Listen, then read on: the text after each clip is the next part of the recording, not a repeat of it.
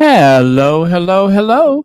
Welcome to Royal Sussex Live. Welcome, one and all. Thank you so much for being here. Okay, let me get my slides up.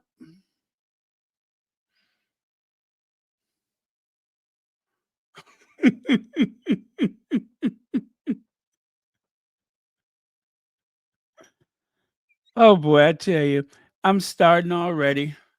I was just thinking to myself, don't they have like a pill to help you get your slides up?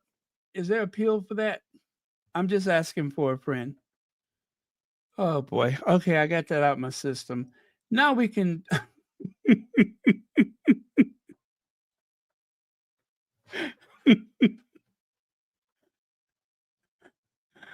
Oh, okay. Okay. See what happens when you watch those old Mae West movies?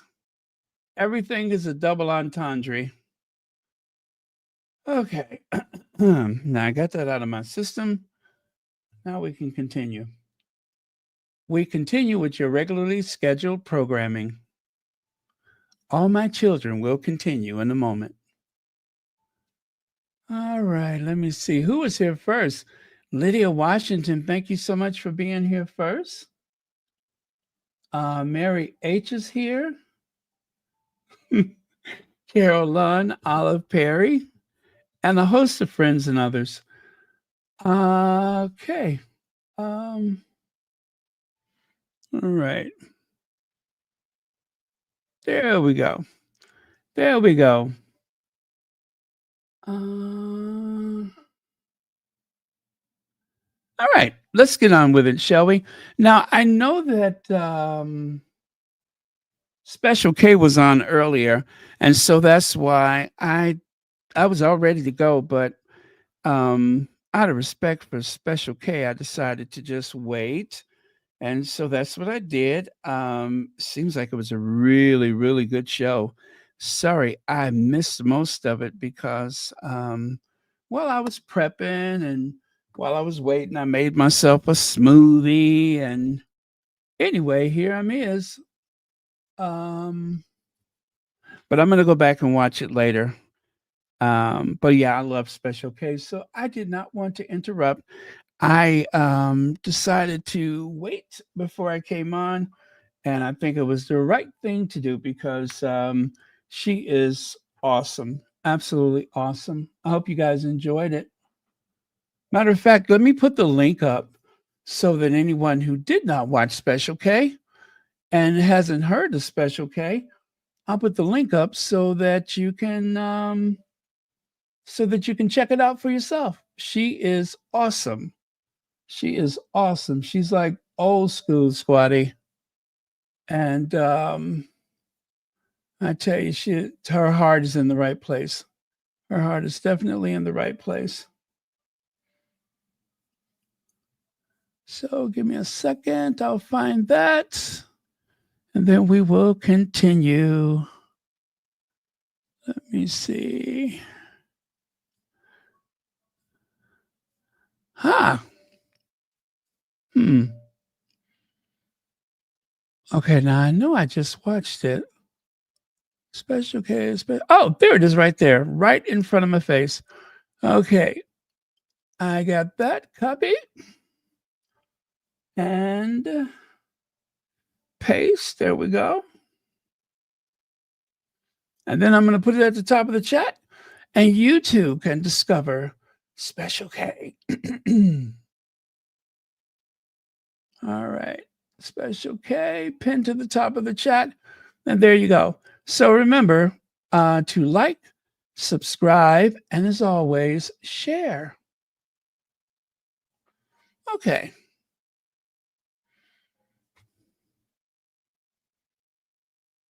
Rodney Jackson, thank you so much for being here. Shirley Holland, thank you for being here. Joy Amore, Creative Life. Michelle Breathwaite. All right. Oh, by the way, I did get a PayPal earlier. Thank you so much for that. I believe I did send that person a message, but I'm going to give them a little shout out right here. They know who they are. Okay. All right. Let's get on with it then. Is that right? No, let me move that over there. Get myself organized here. Sorry, you guys. Let me get myself organized. So I got a screen open. I can see what you're seeing. And then I got another screen.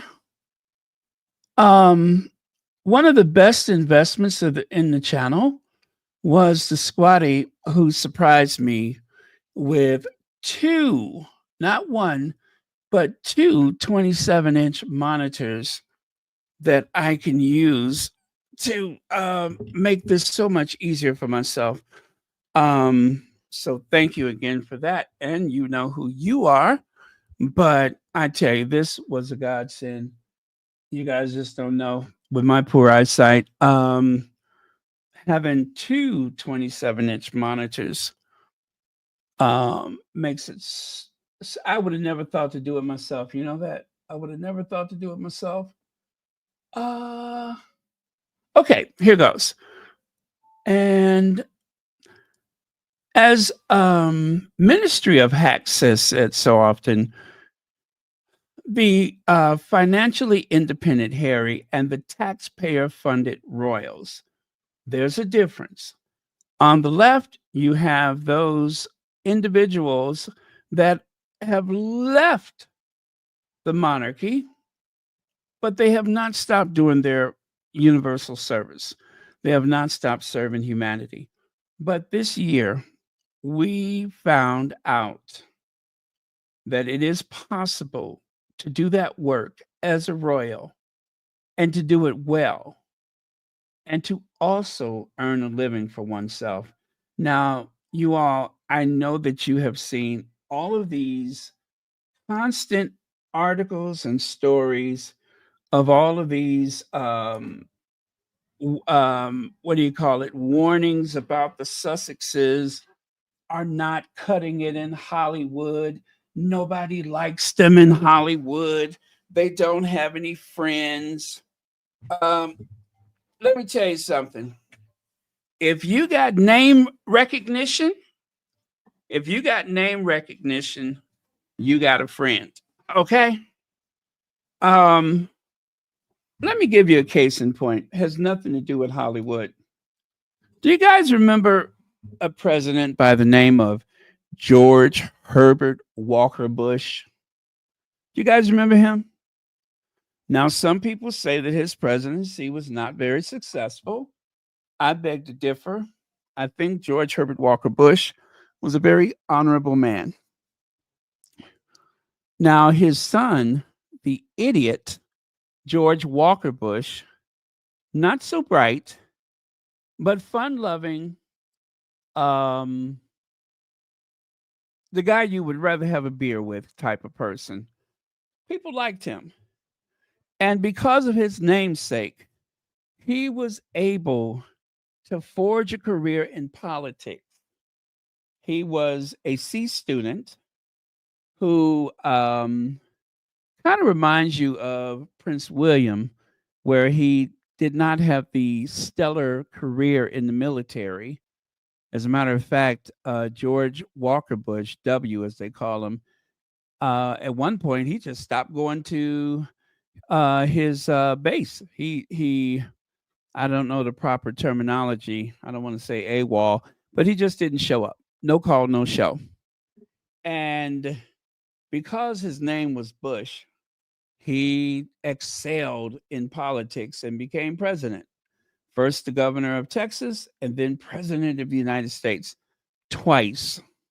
One stolen election and one mandate, if you will. Um, but he had name recognition. And there's something about that name recognition. And even if you did not inherit your name, let's say that through sheer hard work and determination, like Meghan Markle, you scratch out a living for yourself in this world. And because of that awful hate campaign from the British tabloid media, suddenly you find yourself one of the most famous people in the world, one of the most recognized people in the world. That is name recognition, right? Before marriage, and even more so after marriage. And as long as you have that, you will never, ever go hungry. I promise you, you will never go hungry. Even the worst of persons in this world, the worst of people, seem to scratch out a living based on their name recognition. So the Sussexes have not scratched the surface. They merely have just kind of rubbed their hands across the surface of potential earning. For everything that they have earned, doing it a certain way, just imagine if they broaden their horizons and decide to get in product endorsements. I mean, real product endorsements, right? That is an earning power like none other. And on top of that, both of them are great public speakers, not good public speakers, great public speakers. They command attention wherever they go. So pay no attention to what the tabloids are saying about their finances, about their place in Hollywood, their potential to earn. They don't know what they're talking about. In terms of their projects and how fast their projects are moving, someone said a long time ago that you cannot go by what the press is saying.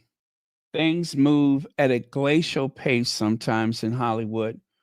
And in spite of everything that they're saying, there are a lot of people that reach out to them constantly to try to get them to do this and to do that, to be a part of this and be a part of that because of their name recognition. They are not ever, and I do mean ever, going to go hungry. And those children are going to be very well cared for emotionally and financially. They are going to be very well taken care of. So worry not. I'm here to tell you, do not let these people get into your head. And when I say these people, I do mean the British tabloid media. Because the past couple weeks, they have they have really been dishing it out there. It has been one dire warning and story of woe after the other, nonstop. It seems like they have kind of turned up the tap a bit on it, but it means nothing. They they don't know. They're making up stuff. They don't know what conversations are being had. They don't know any of that stuff. So do not pay them any attention. Stay the course. Ignore the negativity because that's all it is just a bunch of chatter. Gosh, I wish I could find that one. I'm thinking about that video right now. The one with the guy, what was his name? AJ? The the guy, he's usually the black guy that's always hanging around with Sharon Osbourne. He had spelled it out one day, and just as I'm talking, I'm thinking about that video. And if you guys could think of his name, let me know. Maybe if I could find his name, I could find it in my archive somewhere. But I know I do have it. Just don't remember how I labeled it.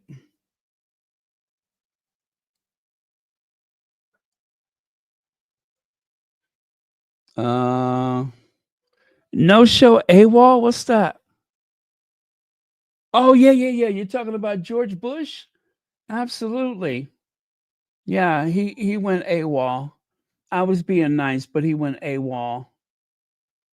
Was his name AJ or something like that?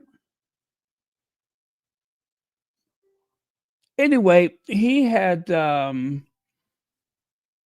told them, how projects move in Hollywood, and he just kind of shut down um what those a-holes were saying.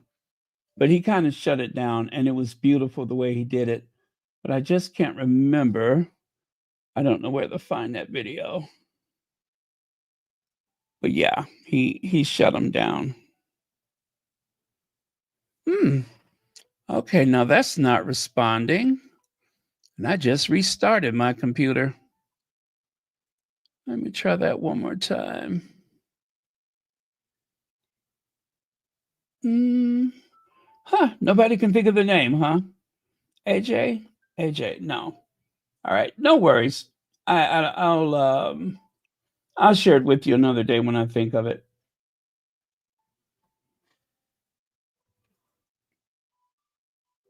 Okay. Welcome if you just joined us. Don't forget to hit that like button. And if you're not a subscriber, make sure you do subscribe.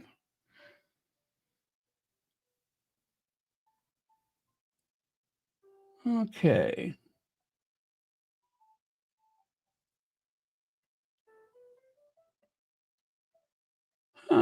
Nope.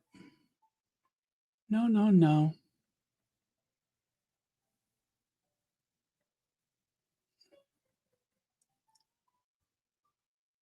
All right. Thank you. Thank you. Thank you. Don't forget to subscribe. I'm stalling. I'm stalling. I'm stalling. Darn, I can't think of his name.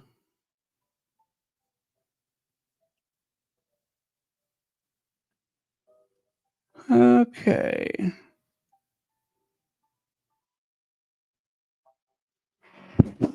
Let me see. Did I find him? No. Mm, mm, mm, mm.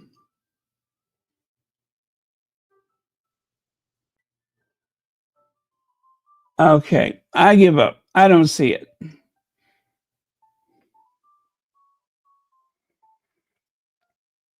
I'm going to put my lights out soon, H night. I was going to do it today, but it was just a little bit too chilly for my taste.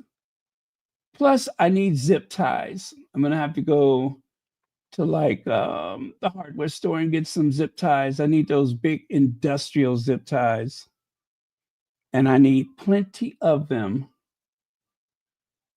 Uh, oh, did I find it? Nope, I did not.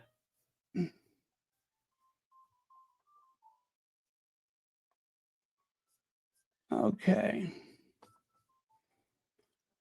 Oh, you guys, I got to get better organized.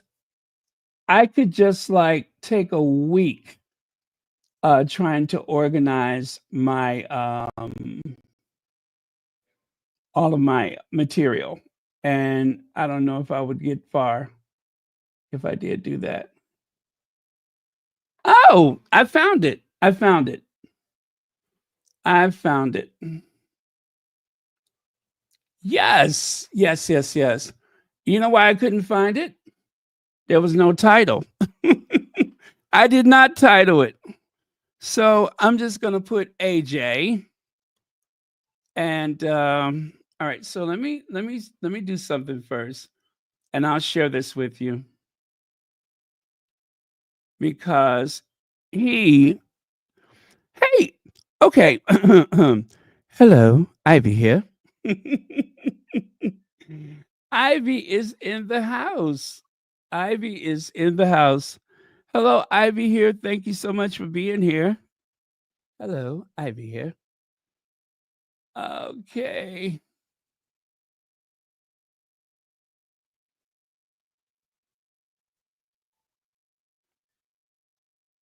All right. And that's is that I just hope this is the right one. I'm assuming this is the right one. All of that, and I'm not even sure this is the right one. Let me see.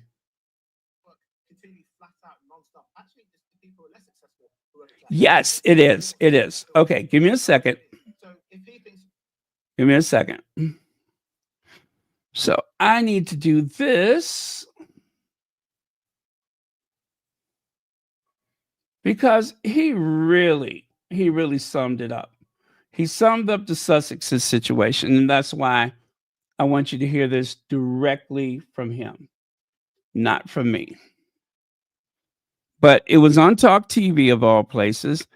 You know, I haven't watched Talk TV in forever.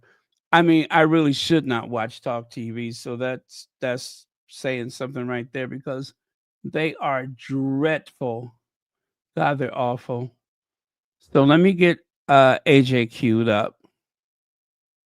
Okay. So I'm going to have to put this up. Okay. So I got that. I'm going to take Ivy away. Thank you for being here again, Ivy. And okay. Okay, let me see here. Go to video. All right. Coming your way. It's coming up.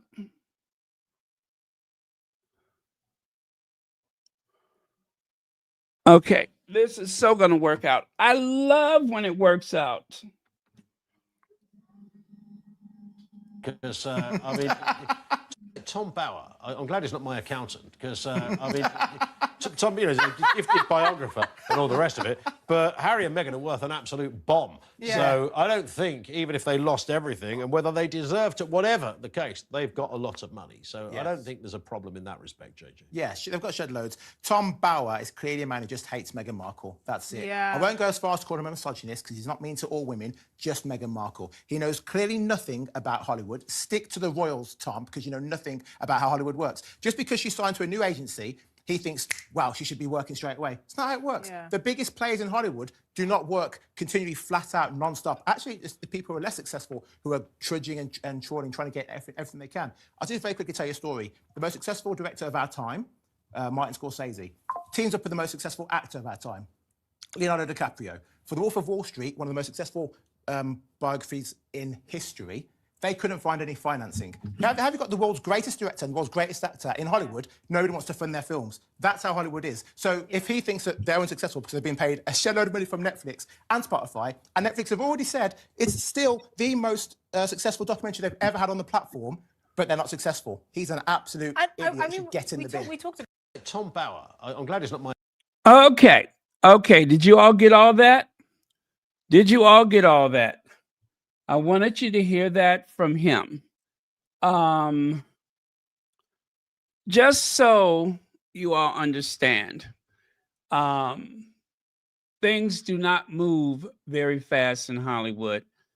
And wherever the Sussexes are right now, which, by the way, I have a feeling that the Polo docu series is going to be absolutely incredible.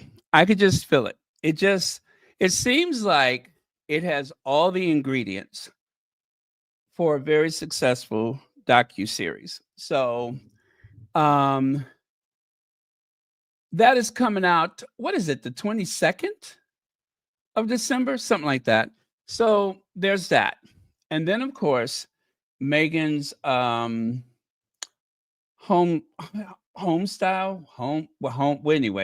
show she has coming up. And Meet Me at the Lake, a very popular book, is going to be a great movie. Trust me, it's going to be a great movie. It has all the ingredients. So there's work coming up. Not to mention that our Sussexes have been investing like crazy, okay? They are working on their portfolio. Oh, thank you so much, Lydia Washington. It comes out on the 10th. Thank you very much. The 10th of December, that's when we can expect it. So, yes, I love I love that AJ summed it up like that, and in hostile territory, no less.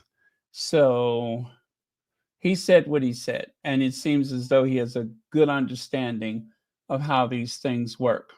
Now, speaking of good understanding of how things work, I am going to pin Ivy at the top of the chat. There we go, replacing that pin. You guys, Ivy is, I'm going to say, just one of the most together Sussex friendly spaces at Sussex Global UK. You all can use the material that she has to understand so much more than what's going on with Harry and Meghan. I say that all the time, but it's true. It's true. She speaks of that institution. She speaks of the way things trend in society as a whole. Okay? On a macroscopic and a microscopic level, we are getting to the very essence of human behavior. How did I do, Ivy? But but it's true. So it is not limited to just our experience with the Sussexes. It covers so much more. So um, get yourself a cup of tea and at your leisure, get over there and check out Ivy at Sussex Global UK. And do not forget to like, subscribe, and share. Okay. And I'm going to scroll a bit here. And let's go to the next slide. So we've had this conversation about tourism and the monarchy. Okay. Monarchy bad for Britain, not good for tourism. That is what Republic says. And of course, you know Republic from Graham Smith, the guy who's, I guess, the head of the Republic movement for Britain with their very easy to recognize yellow and black placards.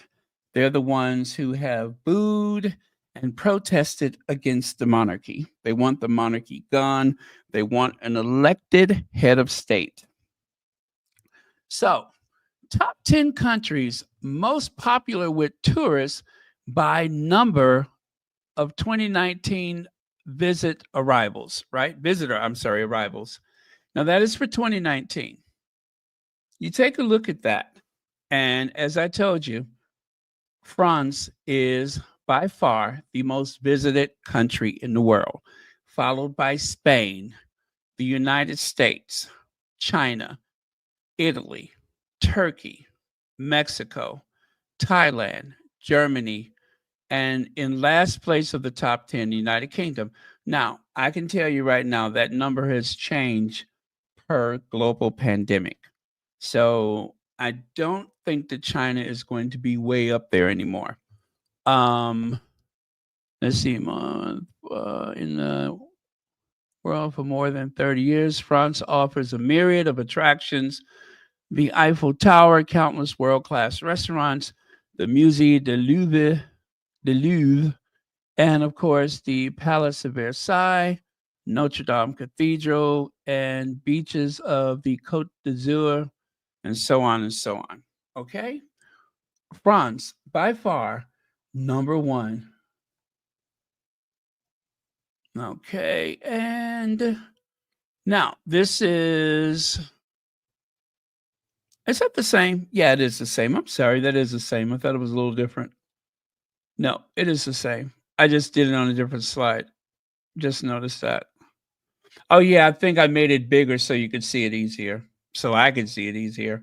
But yeah, there you go. So again, that is the 2019. I'm sure that has changed a bit. Matter of fact, there's no reason. Most visited countries in the world.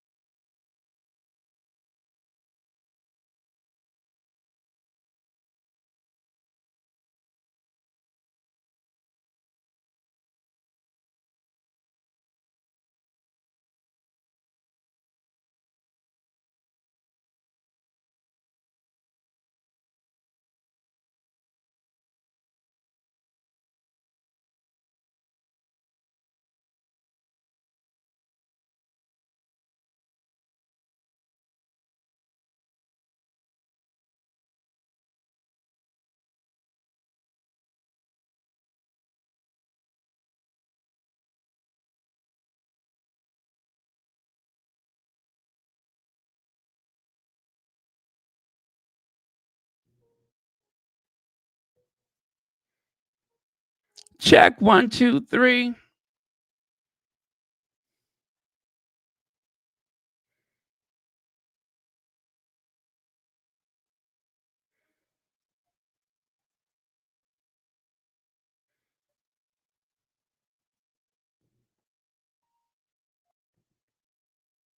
Check 1, 2, 3.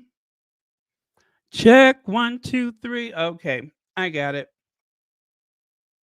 All right. Sorry about that, you guys. I still don't know why that happens. I honestly don't know what's happening with that. It seemed like it just started some time ago and it just keeps happening. I have done everything I could do to try to mitigate that, and it still happens. Check 1, 2, 3. Okay, I'm gonna try auto level instead of the manual level and see if that helps out. But I am at my wit's end with this microphone. It seems to have a life of its own these days. Sorry about that.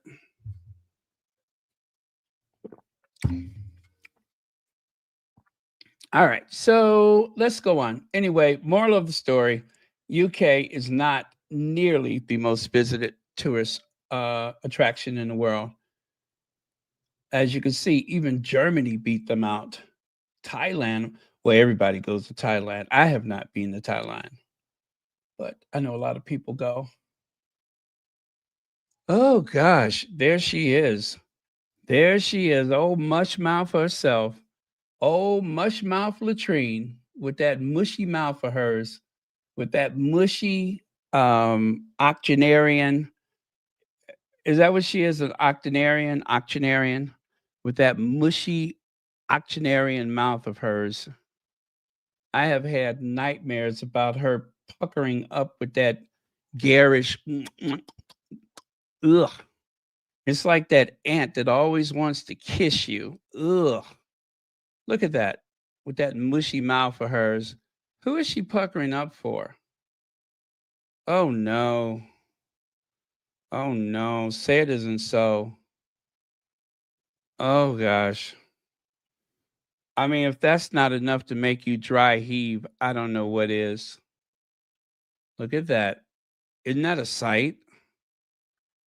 And it seems like her lips are getting bigger. Every time I play this, her lips are getting bigger. Ugh. Anyway, sorry for the nightmares. But okay, King Charles ignoring Prince Harry's calls as Sussexes left waiting for Christmas invite. Now, I promise you, I did not watch that video. I am not going to watch that video because you know it's not true. It is the Sussexes can never return for Christmas season. The Sussexes are not welcome at Sandringham for Christmas season. We're going to do this every year. We are going on year, what is this? 4, 5? There is no reason to believe that the Sussexes want to be there for Christmas, right? Because Doria's not going for certain. So there would be no reason for them to leave with Doria in California, where their home is in California. This is the usual annual Harry and Meghan are out in the cold. They have no friends. They are doing absolutely nothing for Christmas. Forget about Meghan's nieces who would rather spend time with her than spend time with their mother, Hot Wheels. Mother Hot Wheels. Oh, I think I like that. Mother Hot Wheels. Yes, they would. They would rather spend time with Auntie Megan than to spend time with my Hot Wheels. As a matter of fact, did I not hear, or did I hear that correctly, when one of her daughters said that she has not seen her mother in years? Am I right about that? Of course, you could always see her every time she opens up the Daily Mail, but is that what she said? that after she was removed from the home for who knows what reason, she hadn't even seen her mother, has no desire to see her. That's the part that the tabloids leave out. They don't tell you that for all of those years, not only were their children, the children were not in her life, but as adults, they still want no part of it. No part of it for no reason. And the same goes for the father. Nobody wants to have anything. He doesn't see his grandkids. He complains about Archie and Lily. Nobody wants to see him. You know who spends the most time with him? Carolyn Graham. And we know what she was there for. She climbed the mountain and came down with a personal letter from Meghan. Okay? Vaughn, it's the bad food and yellow teeth that keeps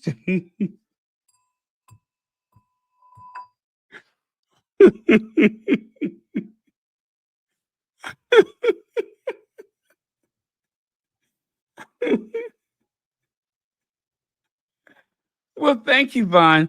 But I'm sure that that's mostly in the provinces. It does not include like metropolitan London and some of the other bigger cities. And yeah, I mean, yes, back in the day, they were a bit challenged, but now that there's cheap flights to Turkey.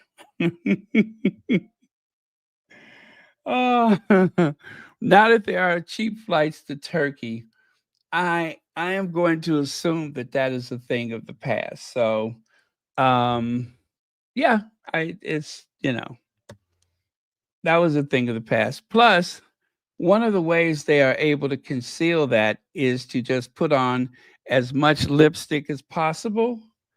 And if you put on enough lipstick, nobody can notice the condition of your teeth, right?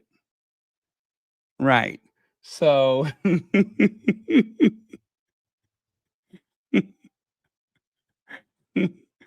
some people are very strategic about how they can, distract or disguise from the condition of their teeth. And this is one of the ways they do it is they put on as much cheap lipstick as they can find. Wonder why she's wearing a lot of red these days. You notice that? She's wearing a lot of red.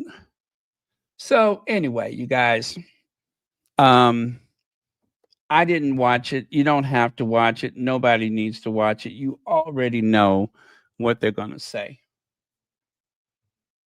Oh my goodness. Let's see. Jackie has suffered a loss this evening. Please lift her up in prayer. Absolutely. You guys, please make sure you pray for Jackie. Jackie has suffered a loss. And of course, one of the things that we always do here at the Sussex Squad is lift up one another in prayer. So please make sure you all do that. Thank you very much, Lydia Washington. Thank you so much for that, Brenda Gray. Noby D, Jackie. Thank you, family. Okay. All right, we are here for you. All right.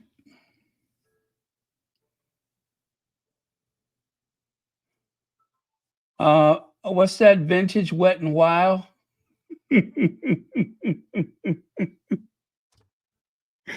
Daddy's Fender Red. You mean like some old hoopty? Like some old what is it? One of those remember the red convertible Chevy Caprice? I think Darren Stevens had one on Bewitch. Yeah, the old hoopty red lipstick. It's only two places to find that shade of red. From General Motors and Wet and Wild. That's the only two places.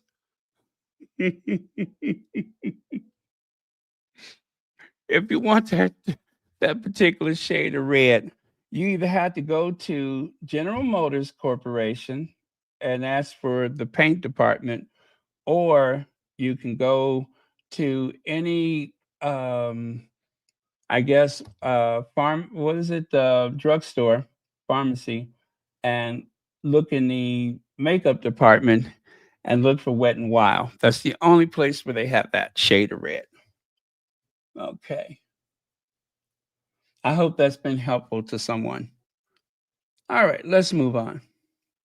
Now, Meghan Markle reveals what famous guests showed up at the Sussex family Thanksgiving last year. You guys, there is a drought right now. It is. There's a drought.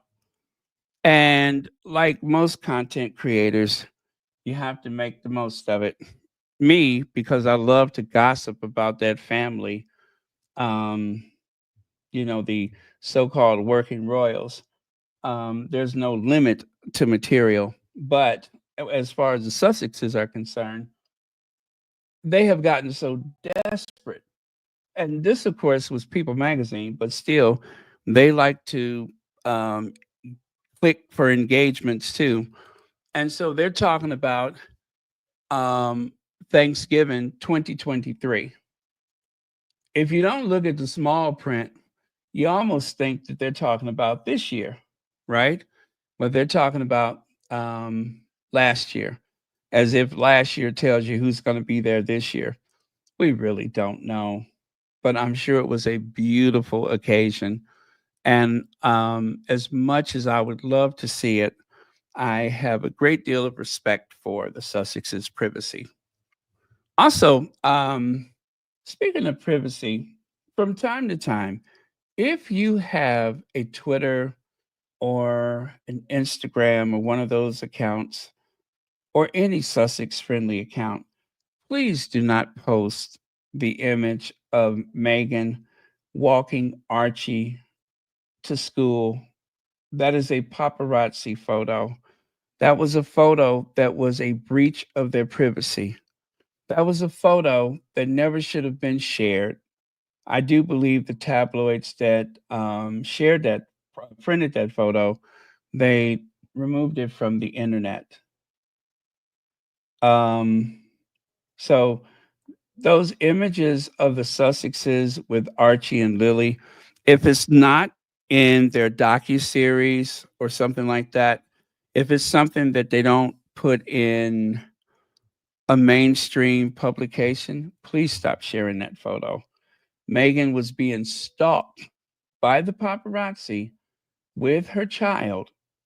And in that photo, Meghan was wearing a face mask. So we know that they were in the throes of the global pandemic. Archie is not wearing a face mask. Please stop sharing that photo. Please. I mean, I know these are Sussex friendly channels that are doing this, or not channels only, but like I saw it on Twitter today. Please stop sharing that photo. That is a breach of their privacy. So, okay, let's continue.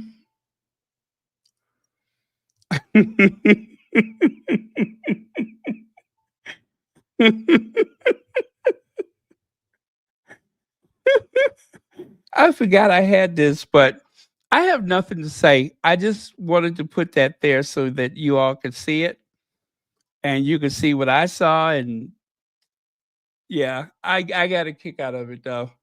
I really did.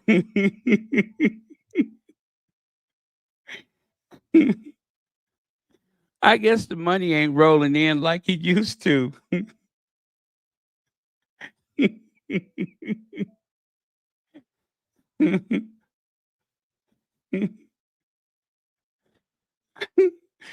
uh yeah, but that's it. I just wanted to share that with you. Um Time only takes, it don't really give you anything, do it. And time is uh you know, time is more severe to some of us than others. And I don't know, maybe some of us aren't doing so well.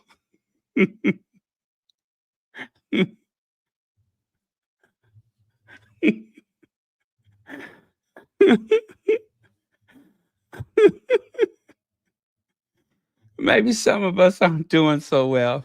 That's it. I have nothing else to say. I just wanted to be shady and throw that up there.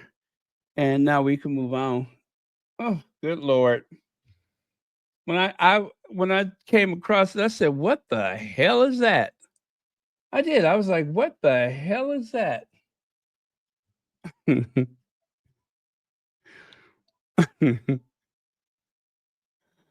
Oh Lord. Okay, I'm done. Now, exclusive. Prince William and Kate Middleton spending quiet Christmas together to heal marriage after a princess cancer fight and affair rumors. Now, this is Radar Online, Radar Magazine Online. Interesting headline. Interesting headline because I kind of thought most people were not talking about rumors of an affair, but that's the only way you could say it without getting in trouble is to say rumored, allegedly rumored. And then, of course, Geo. Now, Geo is more mainstream, right? And yet, they also have brought up Kate Middleton's reaction to Prince William Rose Hanbury affair rumors laid bare amid her cancer. You guys, this is not exactly the most mainstream press, but I was just a little taken back by it because I kind of thought that they don't really talk about that anymore. I thought that Rose was meant to, that is, to disappear so that, you know, that they kind of made her disappear, right? There's little or no mention of her most places. And in particular, the invisible contract media, the Daily Mail, the Mirror, the Sun, all those places, they do not utter her name. Ever since the Stephen Colbert thing, they made a mad dash to strip her away from the media wherever possible. And yet all of a sudden, here it's being brought up again. And I do have a soundbite from the Ministry of Hacks that I want to share with you. And he's saying what a lot of other people have been saying. I don't think that those two live together. I don't think those two live together. When we heard that that little girl was in a flood of tears when she saw her father's beard, what else? And I don't mean his wife. When she saw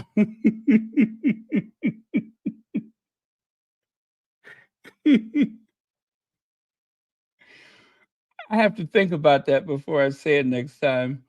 Um, you know which beard I'm talking about. When she saw her father's beard, she was in a flood of tears, right?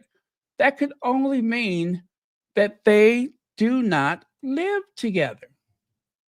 Okay? Let me show you. Let me show you.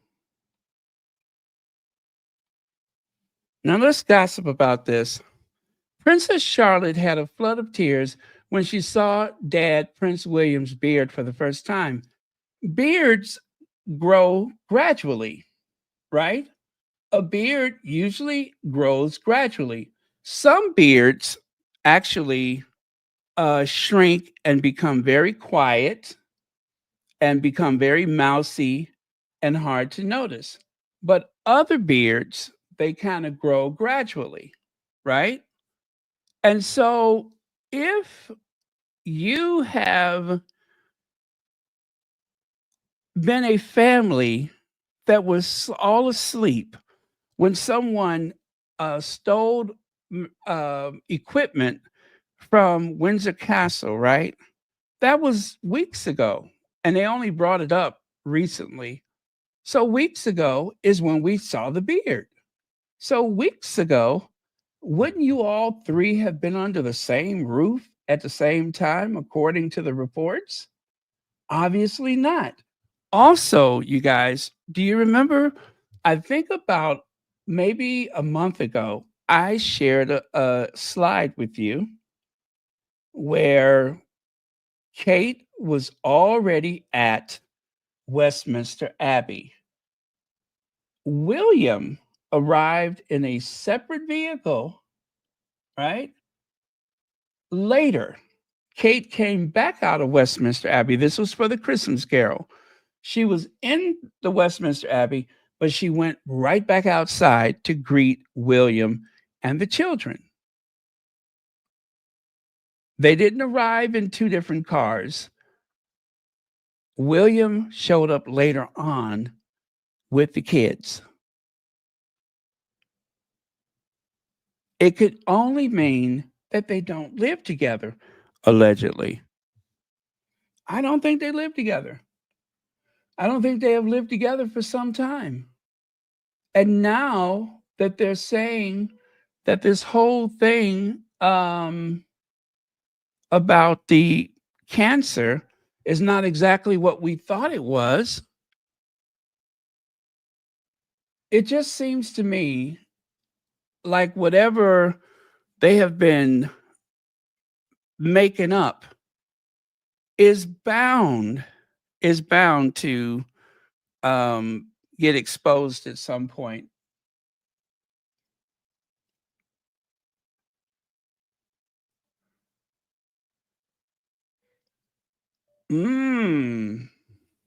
You think so? Yeah, it was so 2019. Okay, let me try to hurry up and get to the Minister of Acts because I think what he said might make more sense. Okay, exclusive. Kate Middleton makes huge Christmas decision with William and Charles after cancer fight. Now, all of a sudden, they're saying that you know how they were saying that William did not want to spend Christmas with the rest of the family, that they were going to spend Christmas alone, that he was going to do something different for Christmas. They just said that last week. Now, all of a sudden, Kate Middleton, huge Christmas decision with William and Charles after cancer fight. Now, all of a sudden, they all want to be together for Christmas. Very strange change of events. Also, you guys, check this out. Radar also says cancer-stricken King Charles sparks major new health scare as he appears looking frail and riddled with mouth sores at Festival of Remembrance. I told you guys it looks like he's wearing cherry lip gloss. Didn't I tell you that? I have been obsessed with his mouth because he looks like he's wearing some Wet n Wild cherry lip gloss. That Wet n Wild must be some good stuff because everybody goes there. But something wrong with his mouth, and he is wearing a lot of makeup. A lot of makeup. You see there? Even Marca. Is it Marca? Let me see here. Let me move myself out the way. King Charles is losing his cancer battle. His physical appearance tells all. Heavy makeup applied to Charles' face to conceal agonizing sores. Now, I don't know if that's a thing. But that's what they're saying. According to Radar Online, Charles' courtiers this week applied heavy cosmetics to cover up the king's blotchy and puffy face. You know, that's the same symptoms of alcoholism too, right? I'm just saying. The goal being to hide his alarming complexion from the public. You know, that's what I was thinking too, right? You know, that's what I was thinking too. The question mounts over Charles' health. His aides took great care to hide the sores that have formed around the king's lips and mouth as he attends the UK premiere of the highly anticipated Gladiator sequel. This makeup is being applied to Charles' face ahead of each public outing, as has been the case for months. And yes, that is true. They have been making up his space for months. Although Charles is trying to show that that his business as usual is not working out that way. An insider said anyone can see he's not well. You guys, the monarchy is falling apart. Now there is one video that I don't know. I guess I could have showed it to you, but I didn't think to do it. I wasn't sure. Do you guys know that Kate seems to not be allowed to be alone with anybody? Meaning that she must have a handler at all times. I could only imagine that whatever has been going on with that family, they have limited public outings for Kate, not because she's not well enough to do it physically, but mentally. They do not want her engaging with people unless there is a handler nearby. She stepped away from William, and one of the courtiers, some woman I only saw like the back of her, ran as fast as she could, ducking around what looked like scaffolding or something to hurry up and catch up with Kate before she initiated a conversation with someone unobserved, unguarded, or whatever. They do not seem to want her to talk to people.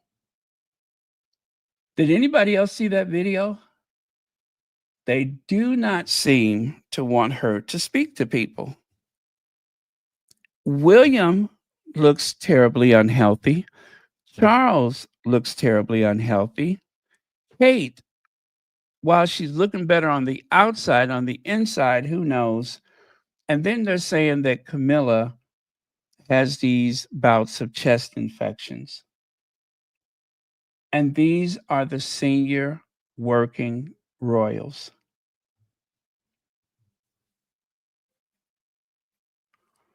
However, will they manage? However, will they manage? So that's why this photo makes so much more sense than it did. Remember, I showed you this last week where this woman seemed to have been startled by the appearance of Charles.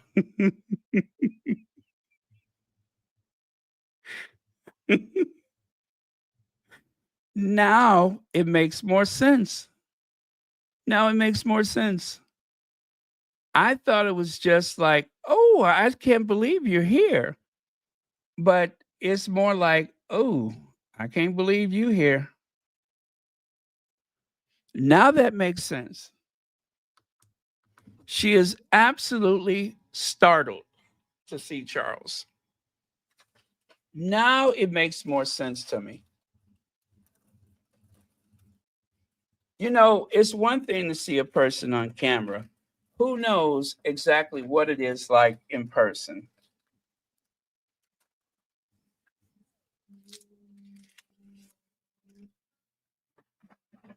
And on top of that, they also claim that William and Charles are at war,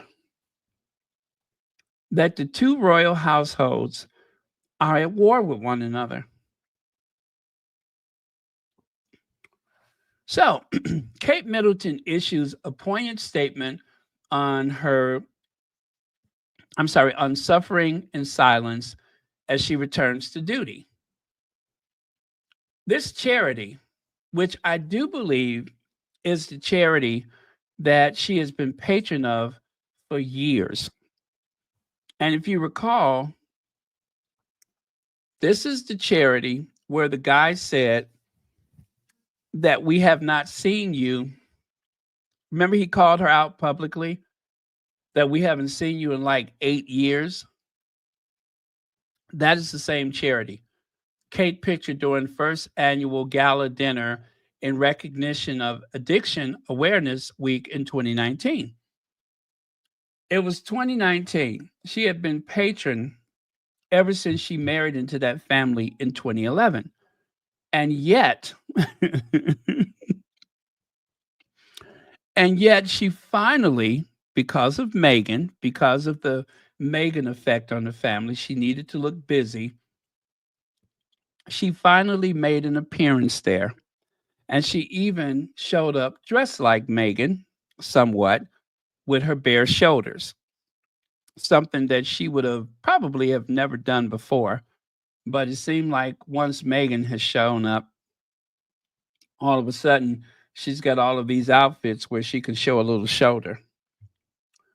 Um, but yeah, this is the charity that she had been. I know, right? I know. I know. This woman has been through hell, and it's not because of Meghan, not at least not directly. But I think that the expectations that has been placed upon Kate as a response to Meghan's dynamic work ethic has definitely taken a toll on her. And it really didn't have to be that way. I believe William forced this busy work Kate thing. I believe William forced that upon her. It's not what she wanted to do ever. And the worst part of it was when she was accused of being the royal racist, her and Charles. The same two people that were accused of being racist are the same two people who did not have cancer before they did have cancer. Then it turns out that maybe she didn't have cancer at all. Yeah, self-inflicted. Absolutely self-inflicted. But yeah, this was back in 2019. And honestly, I do believe that that's around the time when she started going into a downward spiral physically. Mentally, who knows where she was, but it really began to show around 2019. That is when the wear and tear started to show. And so right there, you can see she is broken, hollowed, and this was that occasion where she was talking to William and she went to step away. I don't know where she was going. And that courtier zipped around the background to catch up with her because they did not want her on her own. And now we find out that she's not welcomed at the state dinners. Why is she not welcome at the state dinners? I do believe that that is Camilla's call, as though she's being punished for something. Now, Ministry of Hacks had a very brilliant video today, and I am going to play that soundbite for you.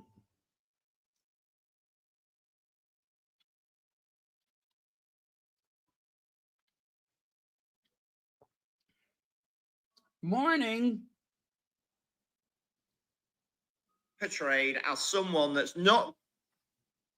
Morning, friends. Let's deconstruct what's happening in the media machine designed to support this Shakespearean level of acting and tragedy. And believe me, the Shakespearean level of drama is just about to start. Let's go. Charlotte didn't know about William's beard. The press leaked it. That indicates to everybody Charlotte is with Kate and Kate is not living with William.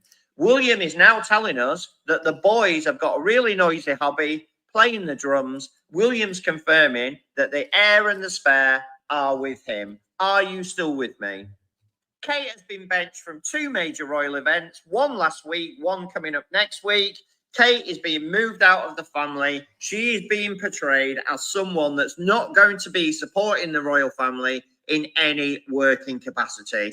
Ergo, the relationship between her and William is dead. Deceased, gone, nothing left. We then briefed today that Kate has literally done the square root of all to help any cancer patients anywhere.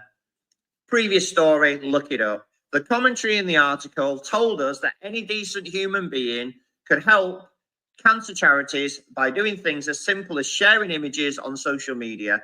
big picture of Kate, who has done none of those things. Kate is persona non grata. Kate is out, somebody else is coming in. I don't think Kate will be at those carol services at Christmas. I might be wrong. Comments are open. Let me know what you think. Morning, friends. Let's deconstruct. Okay. So he said a mouthful there. He doesn't think that Kate will be at the Christmas carol. I find that hard to believe because that is Kate's thing. That will be her last appearance of the year, except for the walk to church at Sandringham.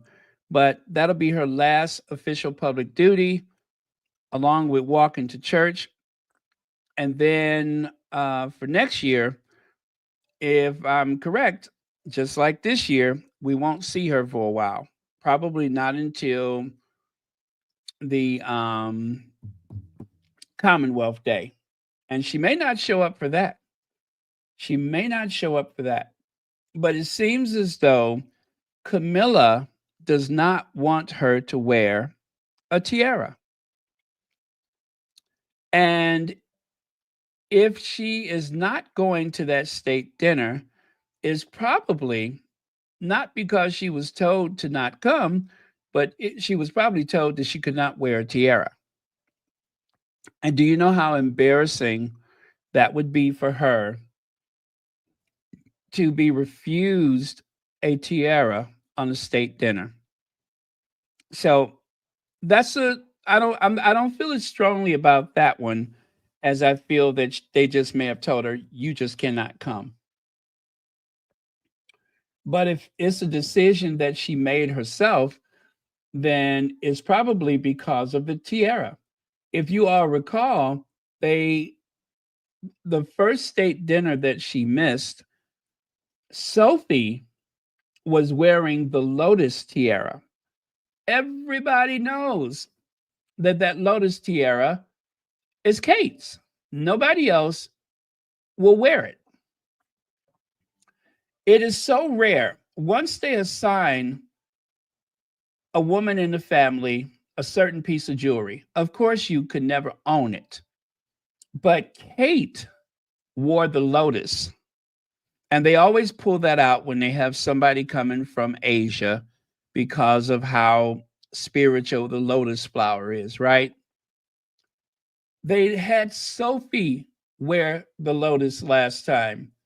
Do you know how major that is? Sophie was given Kate's tiara to wear. That is a provocation. That is very, very in your face. And it was so shady, it could have only come from Camilla.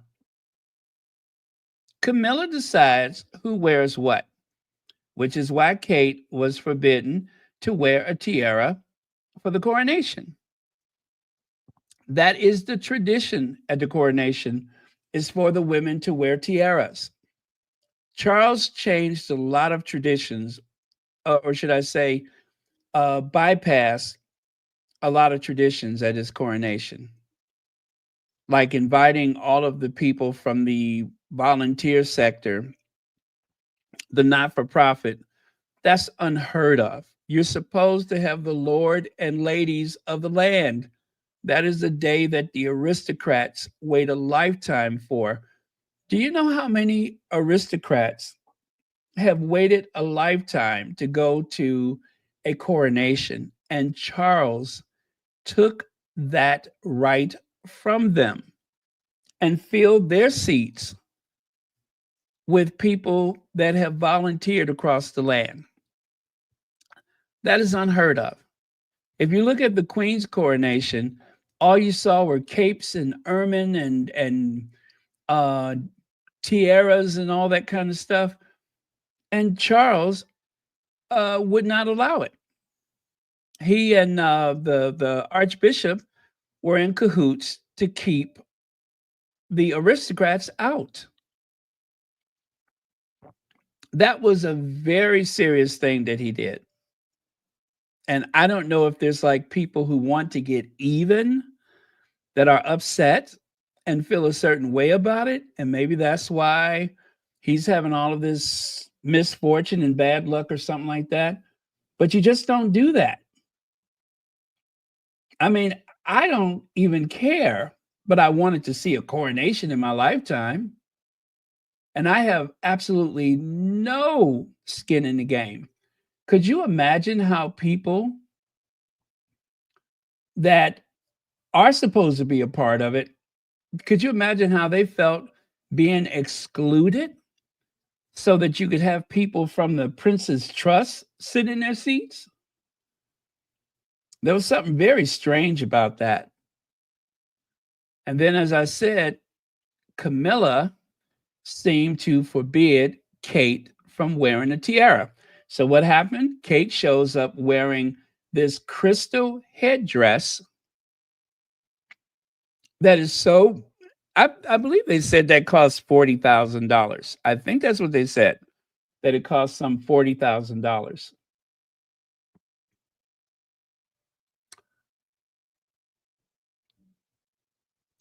Yes. Yeah, I saw that. I saw that. Oh, you think Camilla leaked that?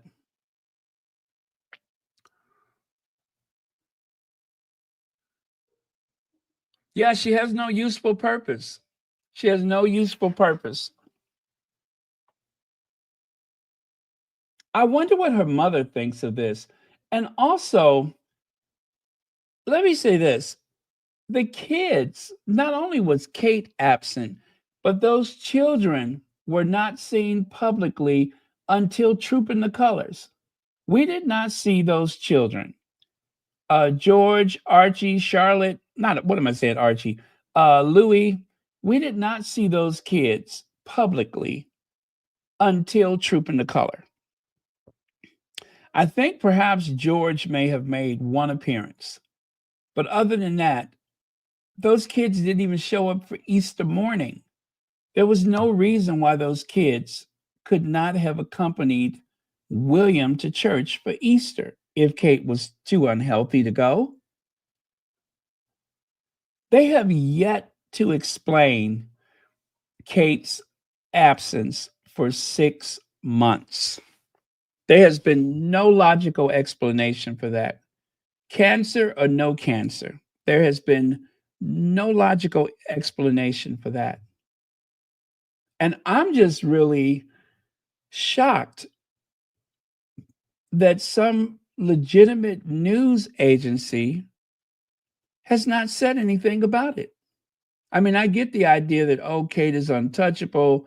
Everybody has to feel sorry for her. But this is beyond that. This is so far beyond that.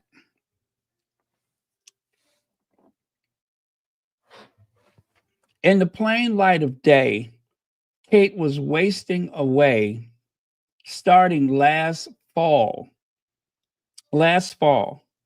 before they declared that she was ill. She was already withering away without explanation.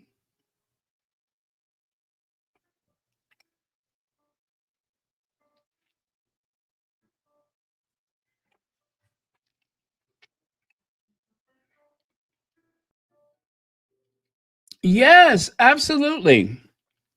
Absolutely. What Hazel is speaking of is the coronets are like their little mini crowns, or it's a cheap version of the crown. It's semi precious. Actually, I don't even think it's that, but it's like costume jewelry. But it is a crown. It is a coronet. And when they declare their loyalty to the king, when they put the crown on the king's head, then the aristocrats, the marquises, dukes, lords, ladies, all of them put on their coronets, and they come in those robes. It kind of looks like a much larger opening of Parliament. That's what it looks like. It looks like a very large opening of Parliament. Everybody's there. And Charles almost excluded all of them. Even the Earl Spencer, Charles Spencer, was excluded. Now, he said he didn't really want to go anyway, but that's not the point. He wasn't even invited. Princess Diana's brother, the Earl Spencer, was not invited.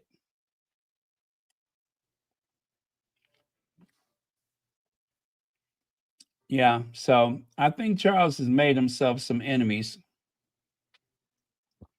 Let's go back here. This is I shared this on the 22nd.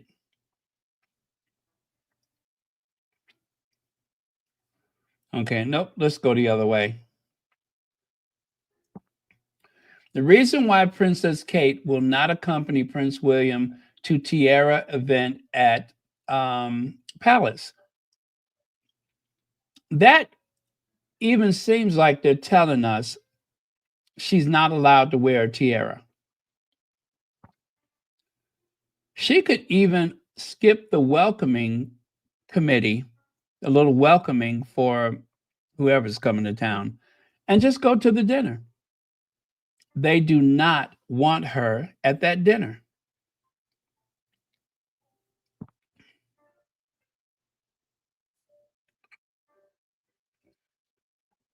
I'm trying to find that picture of Sophie wearing her tiara. Sophie actually had on the lotus tiara. That is Kate's. By them putting that tiara on Sophie, they were really rubbing it in her face. Whoever thought that was a good idea, you guys, they have so many tiaras available to wear. I mean, tiaras up the wazoo. They have tiaras that have not been seen for 50, 60, 70 years. There was no reason why Sophie needed to wear the lotus tiara, but yet they had her wear it anyway. I cannot help but think that you know what? I didn't realize that that was up there. This is an old group of slides that I had, but anyway, I'm glad you're enjoying it. You know what I'm looking for? I'm looking for that picture of Sophie with that lotus tiara on. Let's see. Sophie Edinburgh lotus tiara.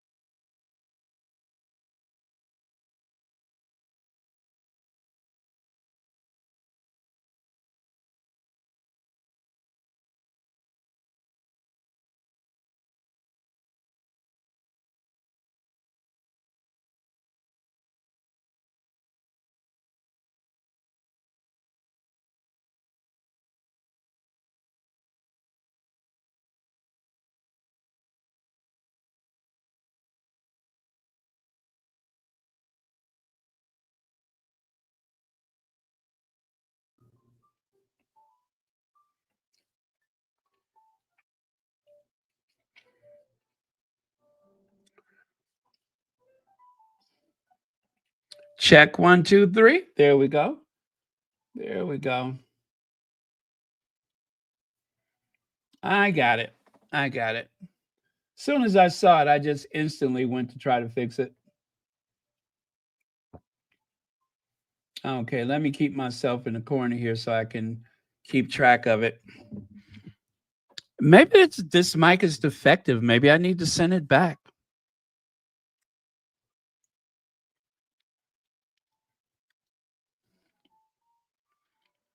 And then, of course, take a look at this.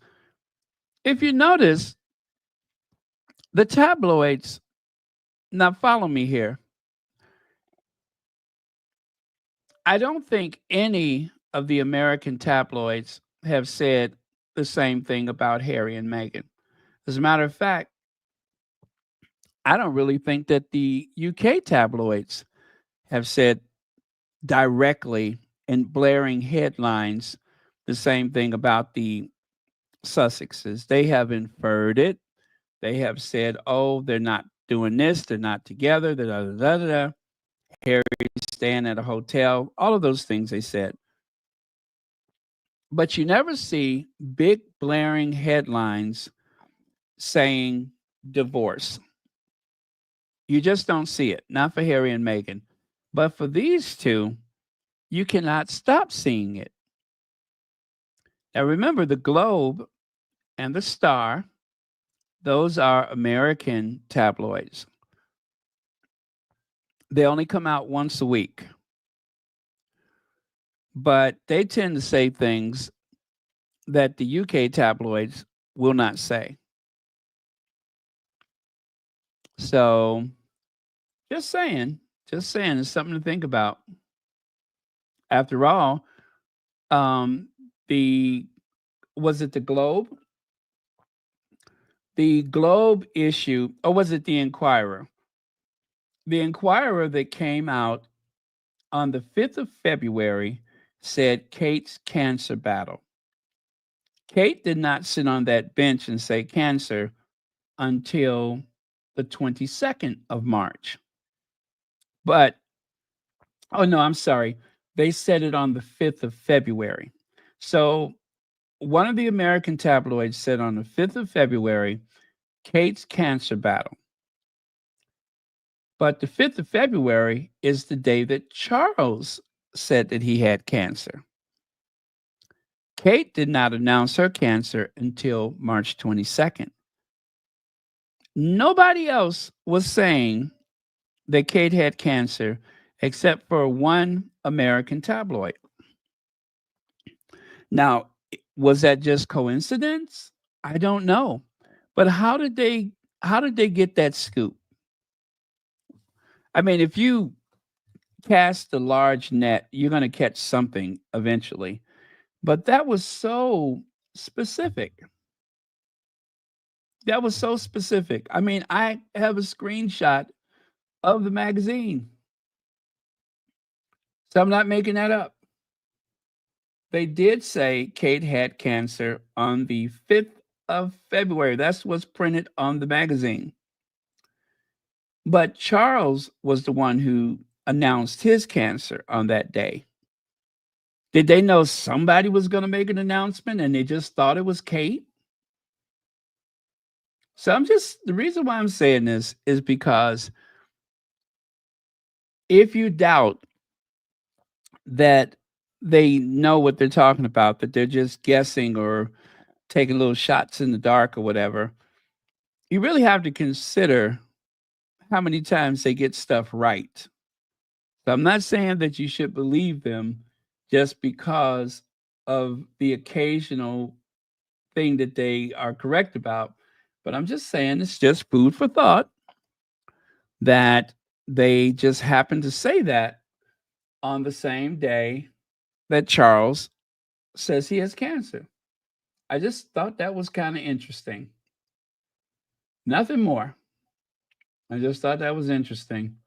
I mean, what are the chances? What are the chances?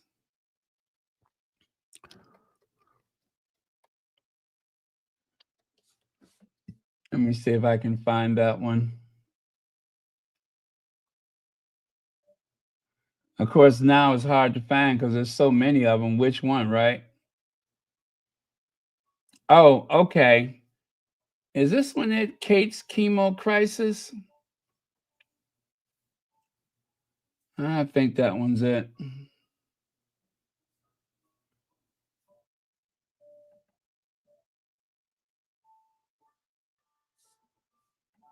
Okay.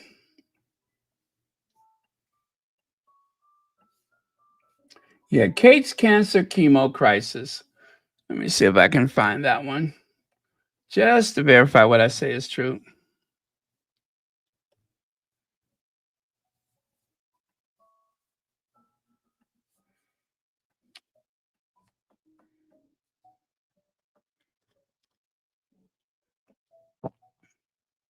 Uh-huh.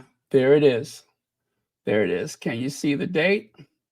Oh no, that's the wrong one. It says May 27th. Oh, never mind. Never mind. That's not the right one. But I know I got it somewhere. So anyway, I won't spend a lot of time looking for it. Amazing Grace. How sweet the sound. Thank you so much for coming back. And here's another one. William and Kate in divorce talks. I mean, they just kept saying it. They keep saying it. They're not even worried about getting sued. They just keep saying it as though they know something we don't. And of course, as we all heard, that there was going to be a royal divorce in 2024. And when it seemed legitimate, that was around the time in 2023 when they were saying that Harry and Meghan was having problems, right? They even sent one of the, who was it, Russell Myers or somebody came over to the US and said that it wasn't true. They could not find anything to verify it. Nobody was speaking of it. It was just something that seemed made up in the UK. But it wasn't made up. It just wasn't the right people. They were talking about Will and Kate. And as the Ministry of Hacks says, they seem to be putting Kate on the sideline so that they can make room for someone else. Now, I know this is pretty far fetched, but stay with me. Oh, yeah, there was this one too. William shows that the monarchy. Wait, let me see that. I need to make it bigger.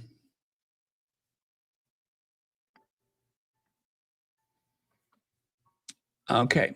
Prince William wanted to show that the that the royal family should still be viewed as very strong despite not having an asset like the Princess of Wales at events with him, which is what he was working on last year, or was it the year before?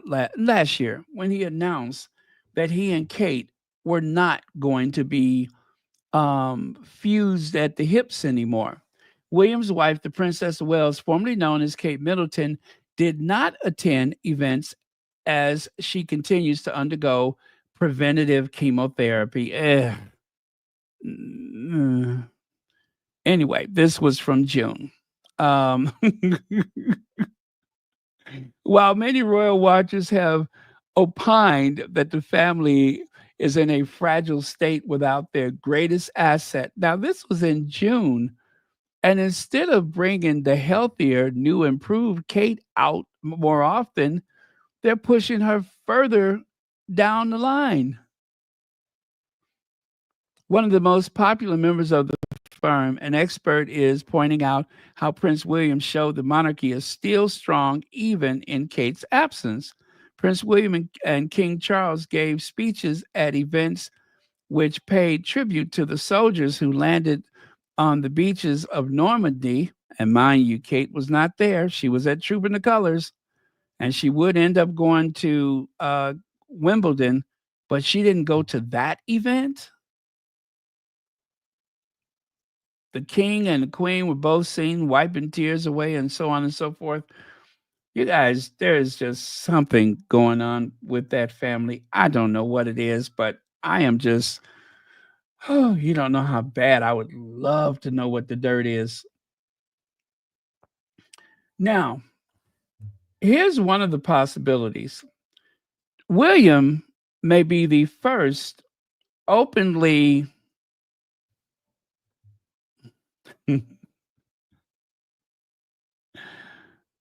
openly it, okay, this would probably shock everybody. It would shock me if they ever made that announcement. But what if he really wants to be a very modern monarch? Very modern, right? Very cosmopolitan, a free spirit. Um, I tell you what, if he suffers anything like, you know, somebody else who just suffered well, we'll know that. I don't know, I'm just trying not to say it, but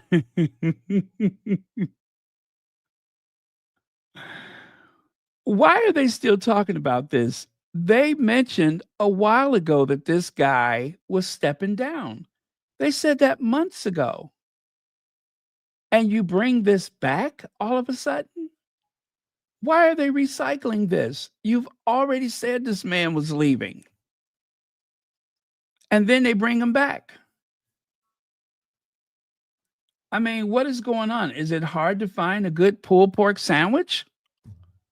Is it that difficult to get another pulled pork sandwich? I mean, that's London. That's the UK. There's pulled pork sandwiches all over the place. Pulled pork on the subway, pulled pork on the highway. There's almost every occasion you're likely to find yourself in the throes of a pulled pork sandwich buffet. So why is he still there?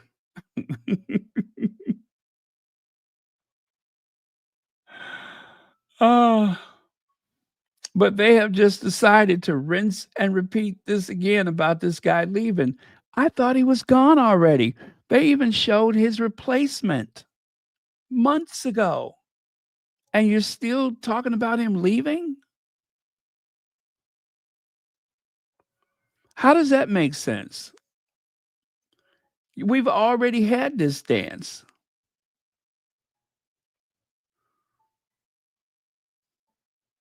And I tell you, if some of these images of them looked any more intimate, okay, there are people that have been married for 10, 20, 30 years that are not as close as they appear to be in print.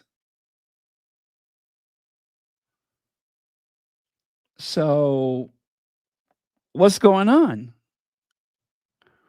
You know, what's it all about, Robbie? What's it all about, Robbie? What's it all about, Robbie?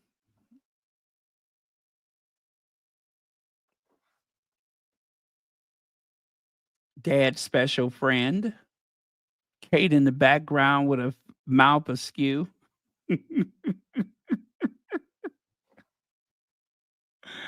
I told you I felt like gossiping tonight. Mr. Dixon is pictured left. Britain's William, Prince of Wales, arrives at the House of Parliament to attend a vigil during Britain's Queen Elizabeth lying in state. And who does he bring with him? Rob, little Robbie Dixon. Oh, thank you so much for that. Thank you. And I love the very diverse reviews that my singing has received. Some of you all love it, and others have reported that their pets have run under the bed. But I guess there's something for everyone.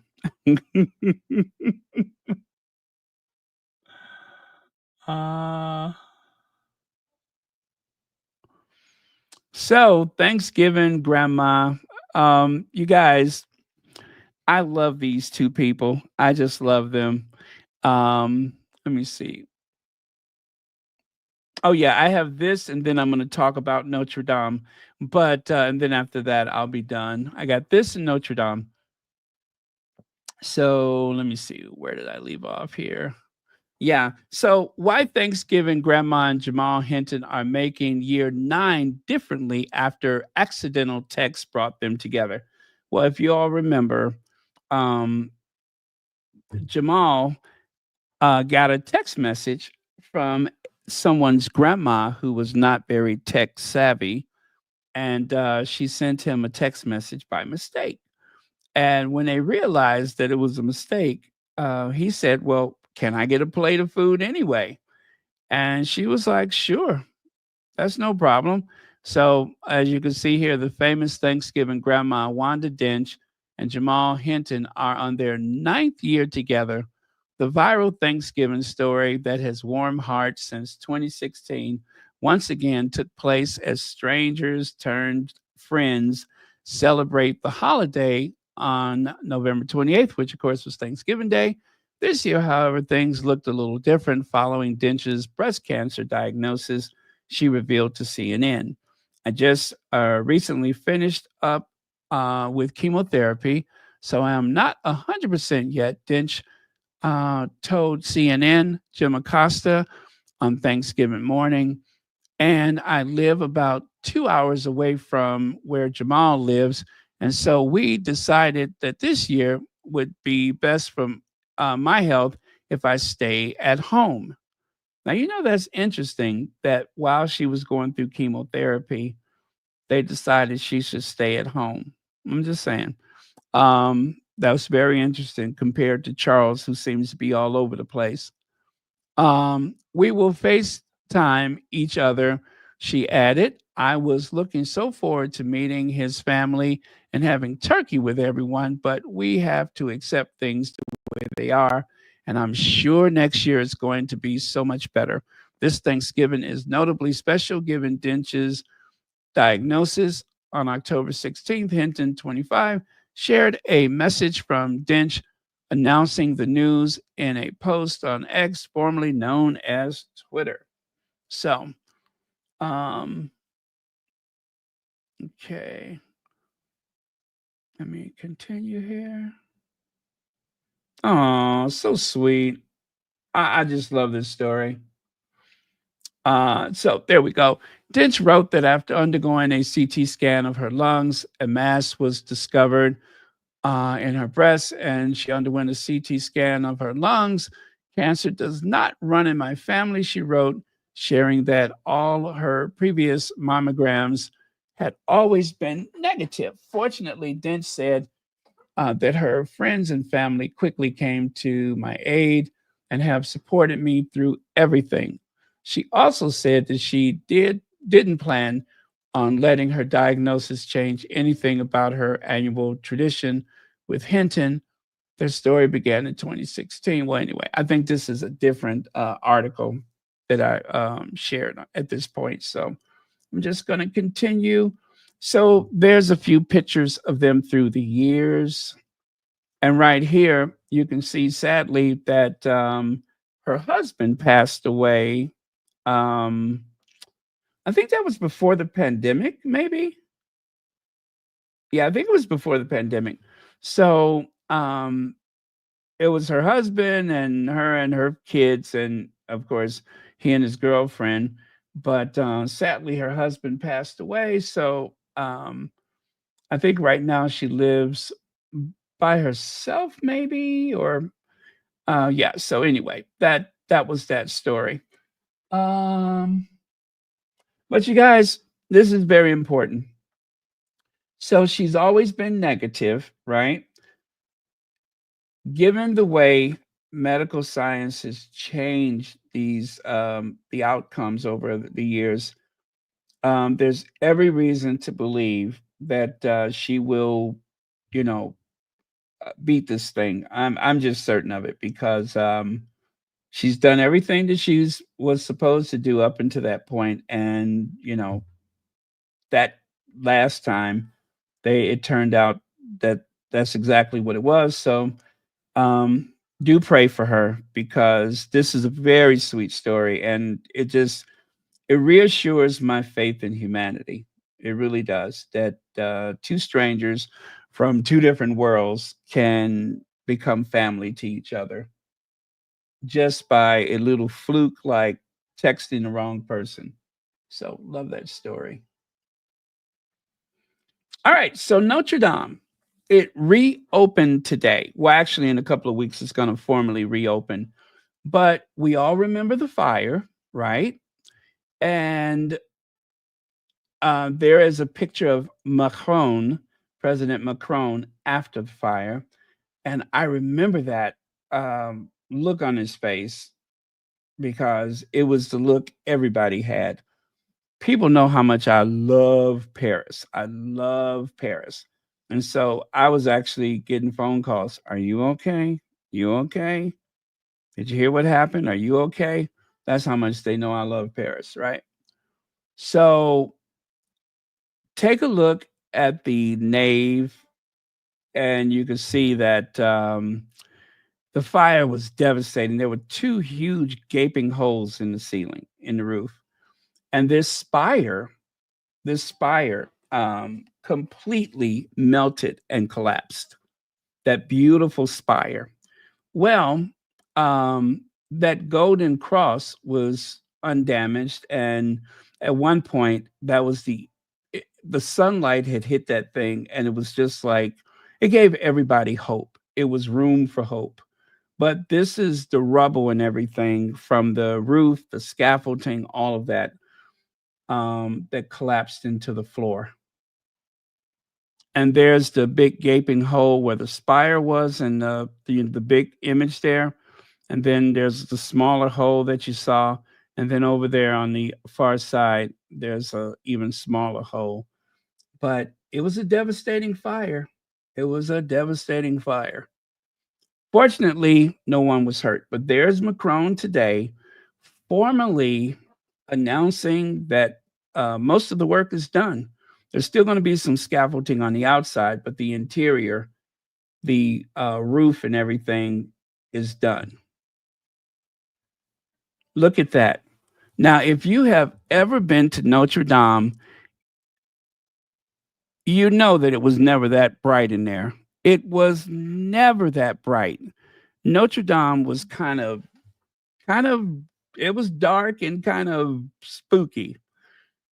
They have completely cleaned all of the years of soot from candles and pollution and everything else. It almost looks like a whole nother church. It is, I think it looks beautiful, but it kind of doesn't look like Notre Dame now. Am I wrong for saying that? It kind of doesn't look like Notre Dame. I'm like, what is this place? It's never been that bright before. They've kind of taken something away from it, I think. I mean, it's beautiful, don't get me wrong, but huh? Where's Notre Dame? It doesn't look as menacing as it used to. Yes, it looks very different, right? It looks very different. So, so by the way, I'm going to finish with this. So if any of you guys need to get going, that is quite all right. But I'm just going to share some photos.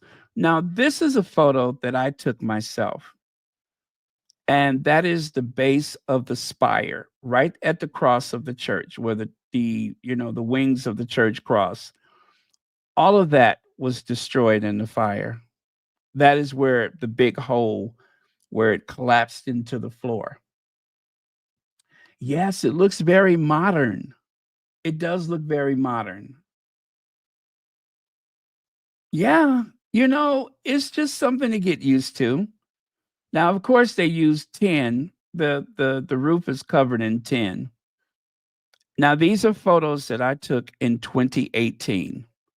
I'm going to move myself out the way. I took these photos in 2018. As you know, I love architecture. So all of those details, I mean, you guys, I'm only going to show you a fraction of my photos. I took so many more. I take pictures of the smallest details, stuff that I find interesting that I may want to reference at some point just for my own analysis, right? Now, that is a photo that I took. I was on the roof, and that is the spire that was completely destroyed by the fire. Now, this spire is not original to the church. That was added, I think, back in the 1860s. They had a big remodeling, renovation of the church. And part of that renovation, they added this spire. The spire has a wood frame, it is not a metal frame, it is not a stone frame, it is made of wood, which is why the fire just completely shot through it. And I think the outside is it made of lead? I think it's made of lead. Yeah, I think it's made of lead. The all of that ornamentation is lead.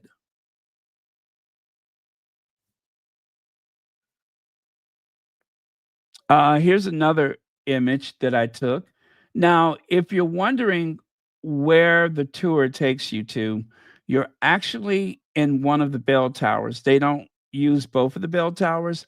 When you go up on the roof, you're in the bell tower that is to the right of the entrance. So you don't get up close to the spire. And I even took a photo of one of the workmen, two of the workmen, three of them you can see there.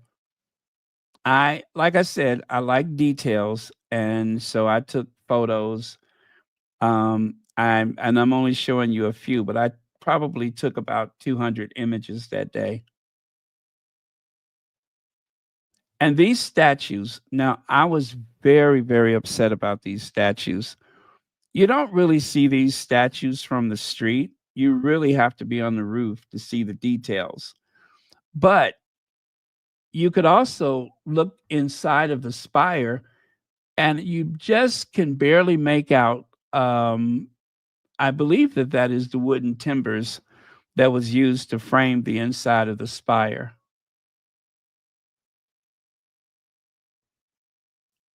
And look at that. Look at that. That is all part of the spire. I was very interested in the spire, so I took several photos of it. And there's those workmen again. I wonder which one threw the cigarette. Somebody threw a cigarette. Somebody was careless and burned down Notre Dame. 900 years that church has stood there, and some a-hole burned it down. Now, I just found this today, you guys. I just found this today. I was upset about those statues. I thought all of those statues by the spire had melted or whatever. I found a 5-year-old news um, thing on CNN, news report. And in the news report, guess what? They said that the statues, those Carper statues, were removed during maintenance. So those statues were not destroyed in the fire. I was so glad when I heard that because I think it's the what is it, the 12 apostles or disciples, whatever. I think that's what those statues are. Is Jesus and the apostles and something else. But as you can see, Jesus is being carried out right there. So this was not after the fire. This was before the fire that they took those down. So I only just heard that today. I was so relieved to hear that. Um, this is the interior of the bell tower. And those timbers that you see there, those timbers, some of those timbers, if not all of them, date back to the 12th century, I think it is. The 11th or 12th century when they built Notre Dame. Took them about 100 years to build it. But that is what they call the forest.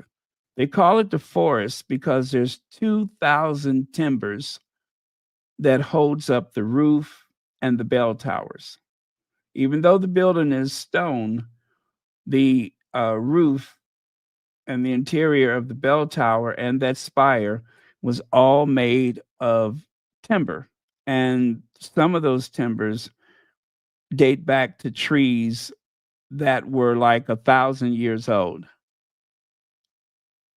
So they really had to go all over France looking for trees that they could cut down to replace the wood that was there already, the wood that was destroyed in the fire. So, now I got to tell you, you guys know how silly I am, right? There was a guy that was working in the bell tower. He was there just to monitor us to make sure we didn't mess with the bells. And I don't know if the guy could speak English or not. But I walked up to him. I said, "Hey, I bet you see a lot of interesting things up here." And he just started laughing because he knew I was making fun of him for being in the bell tower, assuming that he lost his hearing or something like that. And it was one of those little things where you don't even have to explain it. He just instantly started laughing. But do you ever worry about your hearing? Huh?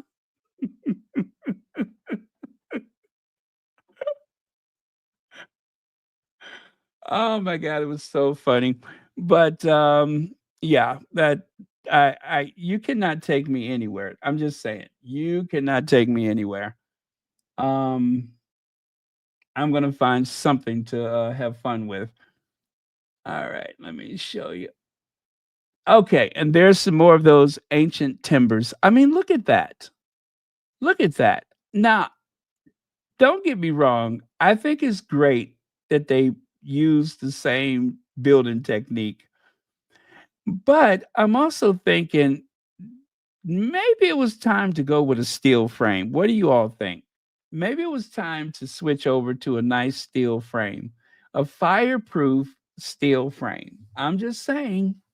I'm just saying.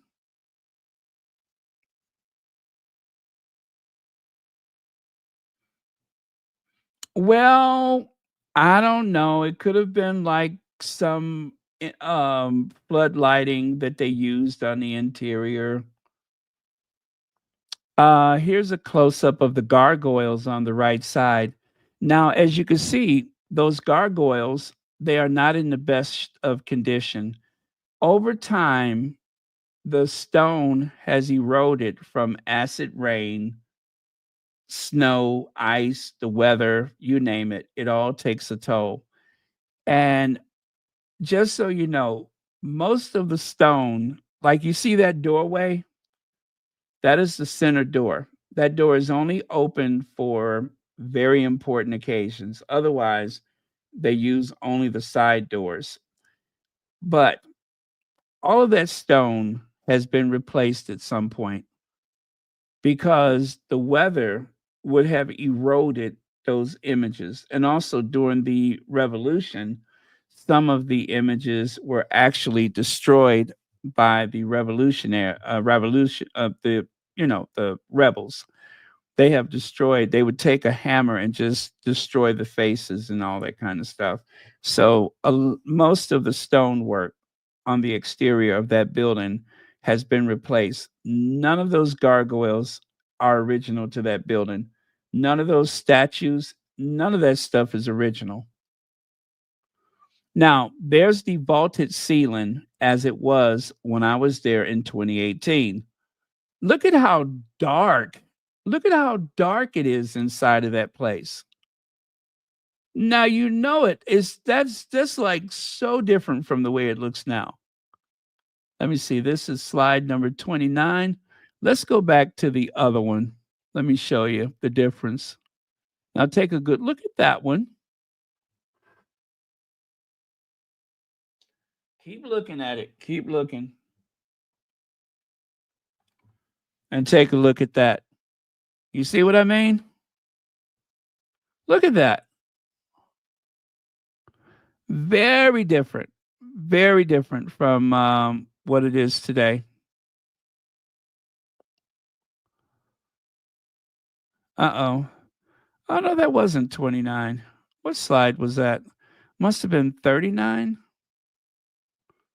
Um, 49? Oh, hell, I don't know. Oh, it was some 9. But yeah, you can see how dingy it was inside before the fire. But like I said, they have cleaned up everything.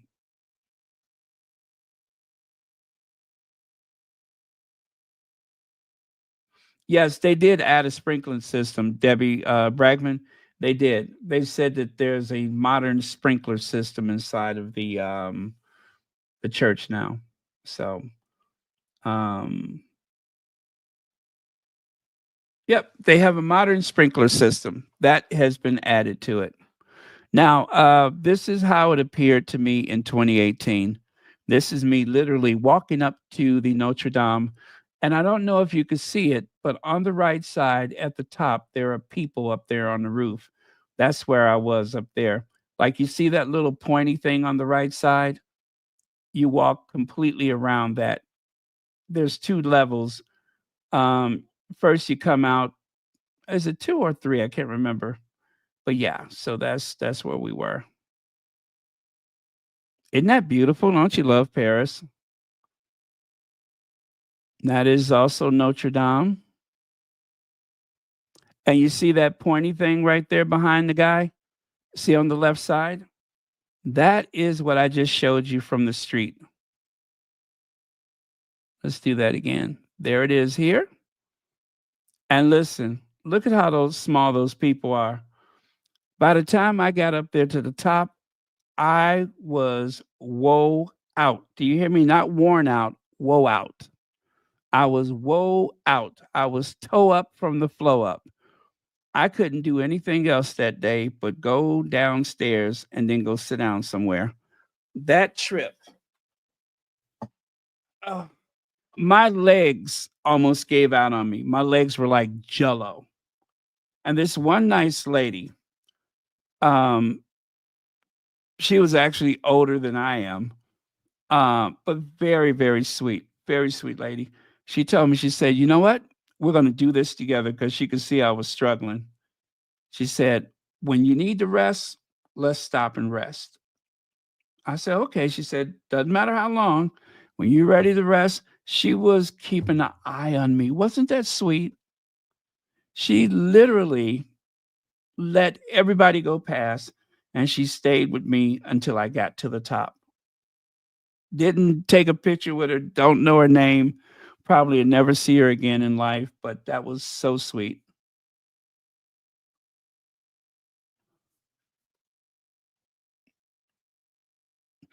And look at the gargoyles there. See the close up of the gargoyles?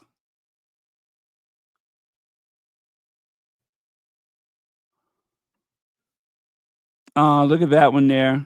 Just kind of taking it all in.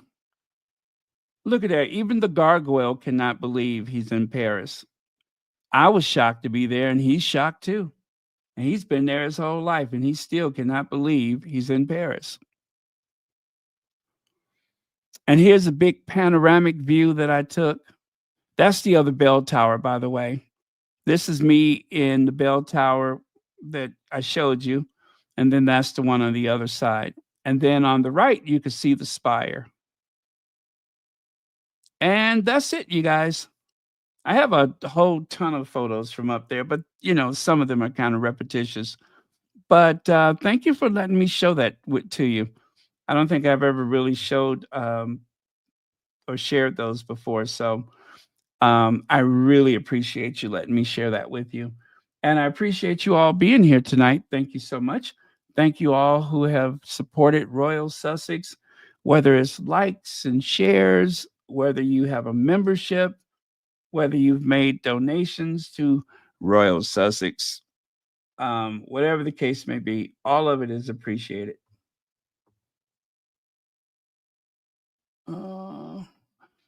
Let's see. Last time I visited Paris, I was 17 years of age. I have photos outside of so many iconic buildings, Notre Dame being one of them, stunning. Um, I'm so jealous. I mean, you could just go to Paris any day of the week. I am so jealous. But Ivy, there's a lot of people in the United States that never go to New York. There are people who live close to New York that never go to New York. And I'm just like, how could you be so close to New York and never go? They just don't go.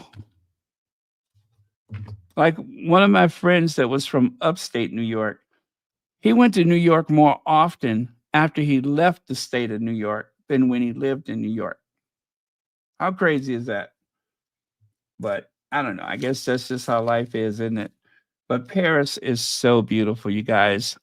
Forget all of that stuff they tell you on TV, like, oh, Paris is so this, so that. It's what you make of it. It's like any place else in this world. It is what you make of it. And it is beautiful.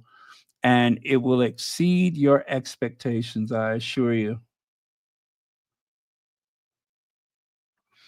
You should do an episode just on your travels. Okay, I could do that. I've done a few of those, but I could do that again.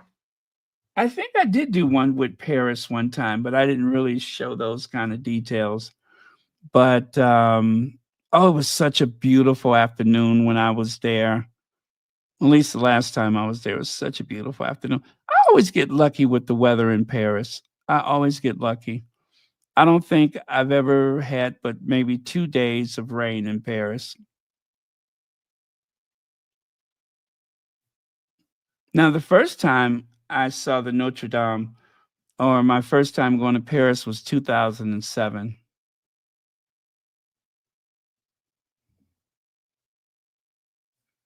Let me see.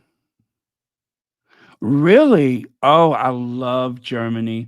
I've been to Munich, Cologne, uh, Berlin, and where else did I go? I think I went someplace else in Germany. I just can't remember. But I went to Munich, Cologne, and Berlin. I love Cologne. I love Berlin. All of it. I loved all of it. I really enjoyed Germany.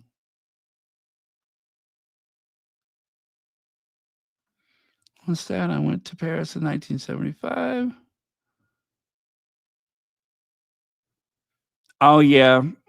Yeah, now that they've cleaned up so many of these landmarks, and that travel guru, Rick Steves, he was saying that, try not to be upset if some of your favorite monuments are covered in scaffolding because they're just cleaning it up and restoring it so that it will be beautiful the next time you come back.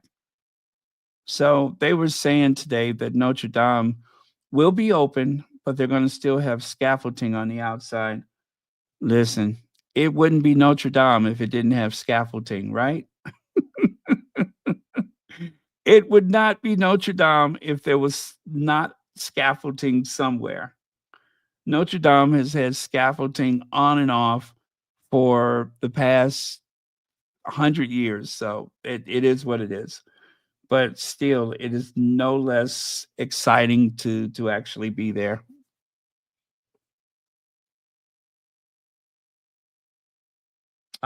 Thank you so much, Cookies and Cream. Yeah, and you guys do not forget to pray for Jackie and her family. Do not forget to pray for Jackie and her family.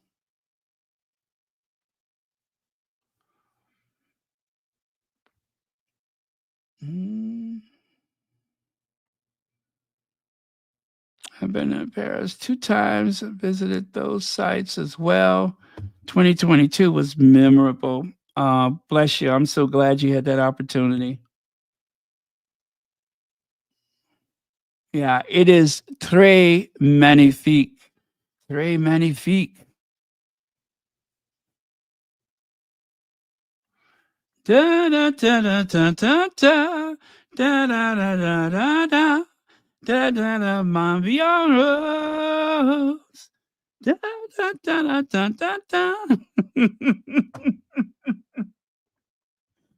Ah, I remember the first time I bought a baguette. I was so proud of myself.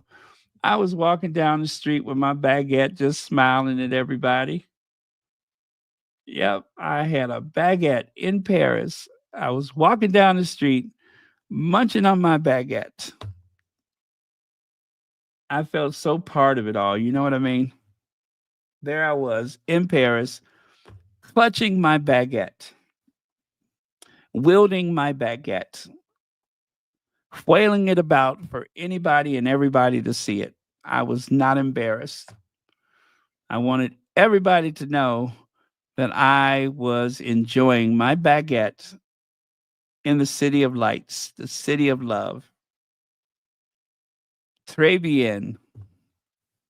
Yep, I was so proud of myself. I was just like, how could somebody like me, born on the wrong side of the tracks, just your basic riffraff, how did I make it to this ancient capital? Is anybody's guess.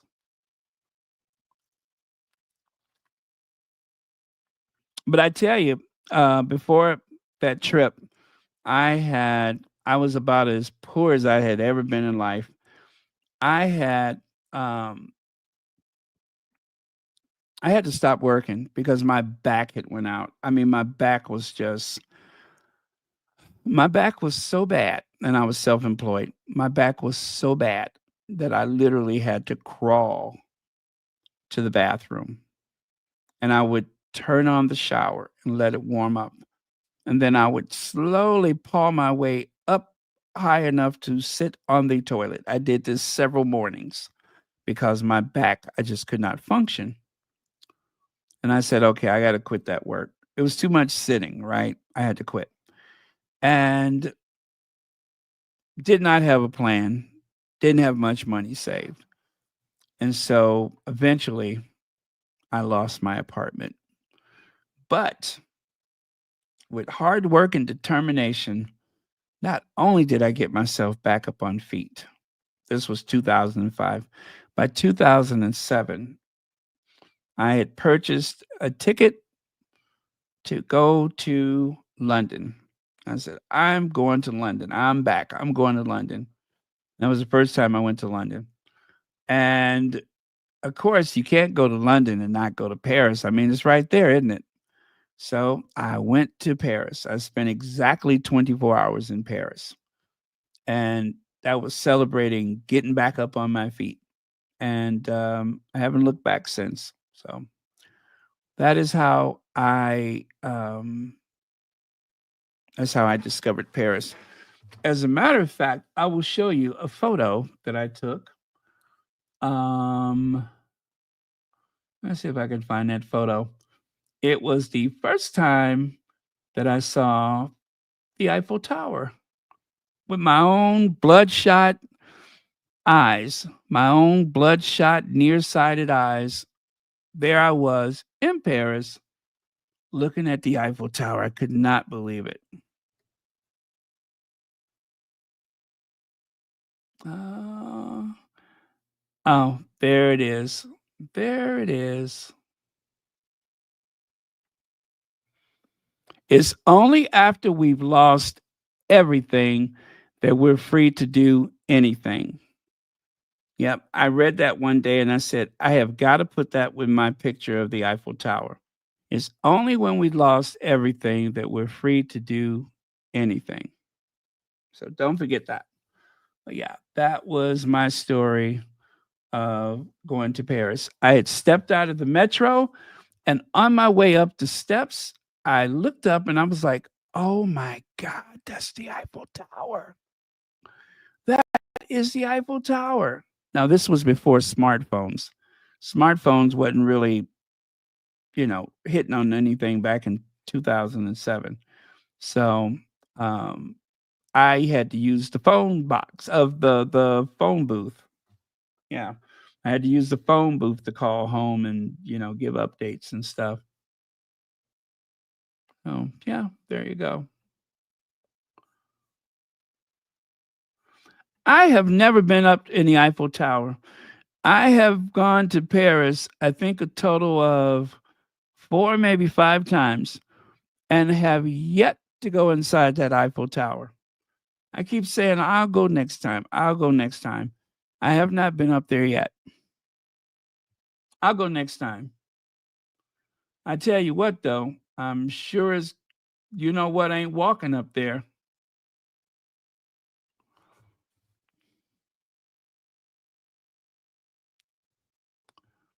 Oh, yeah. I think in the future, there's a lot of people are gonna be living places they didn't expect to be living. I think there's a lot of people that may, shuffle the deck and go move someplace else. I think given the geopolitical situation, um, I think we all have to consider being creative about, where we live and how we live. Um, I think that's just the way it is right now. Um, who knows where we'll end up?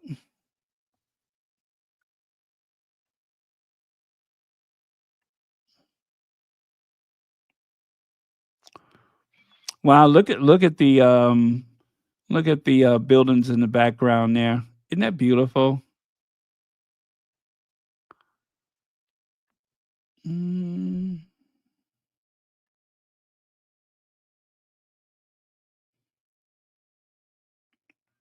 Yeah, when I heard about the fire, I was just like, I cannot believe all of that was destroyed. Could not believe it. Ah, Paris. Look at that. How beautiful.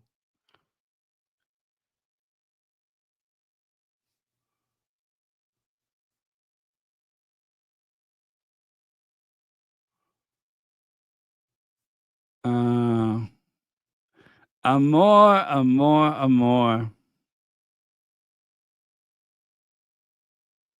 How beautiful. And how expensive. How terribly expensive.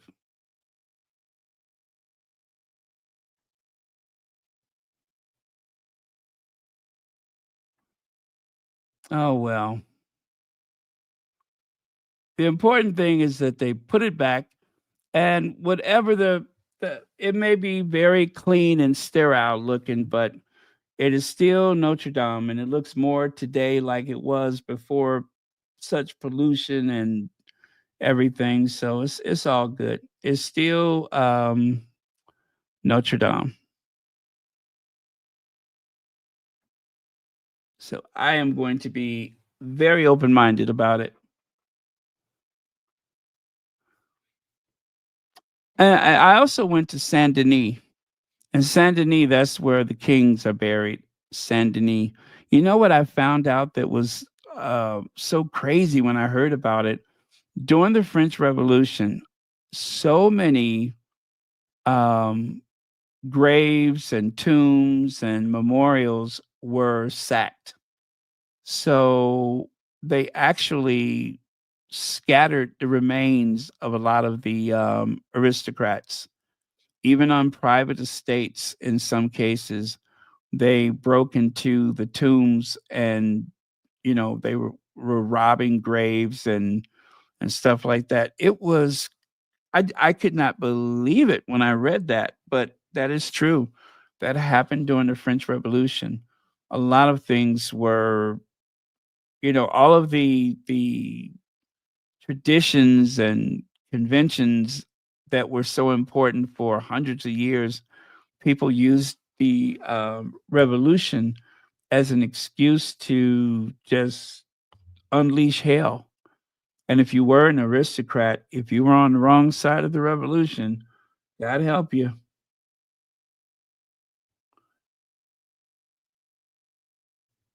But yeah, Saint Denis, I think that's outside of Paris. I think you have to go to a suburb. I think so. I think the suburb is Saint Denis, right?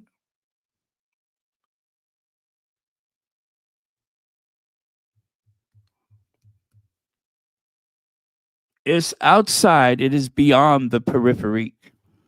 And if you are Parisian, you'd rather be on the inside of the periphery than on the outside of the periphery. The outsiders are just that outsiders.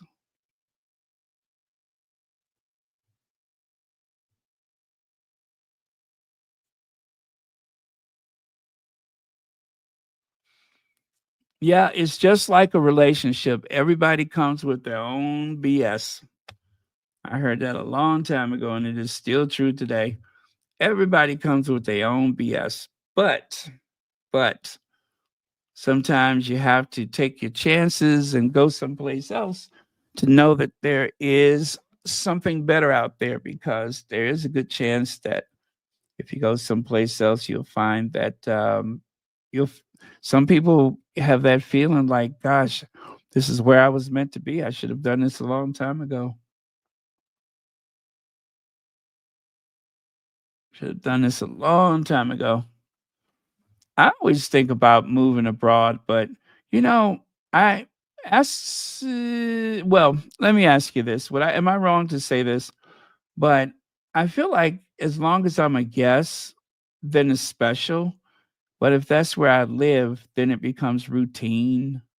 Then you get a chance to see the ugly underbelly of society and civilization in that country. So I think that living there um, might take something away from it. But I don't know. Let me know in the comment if you think that makes sense, because I think after you live there, then it's not so special anymore, right? That's what I think. I have yet to experience that.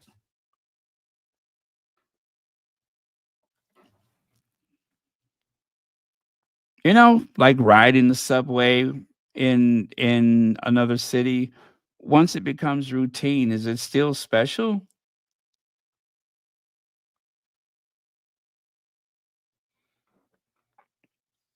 So think about it. Let me know. I'll wait for someone to answer that.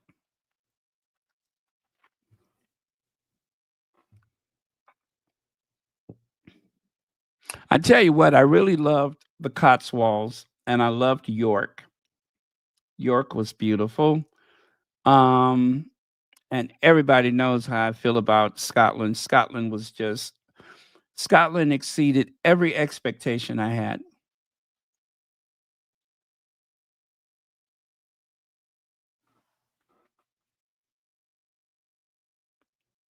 Oh, you're quite welcome.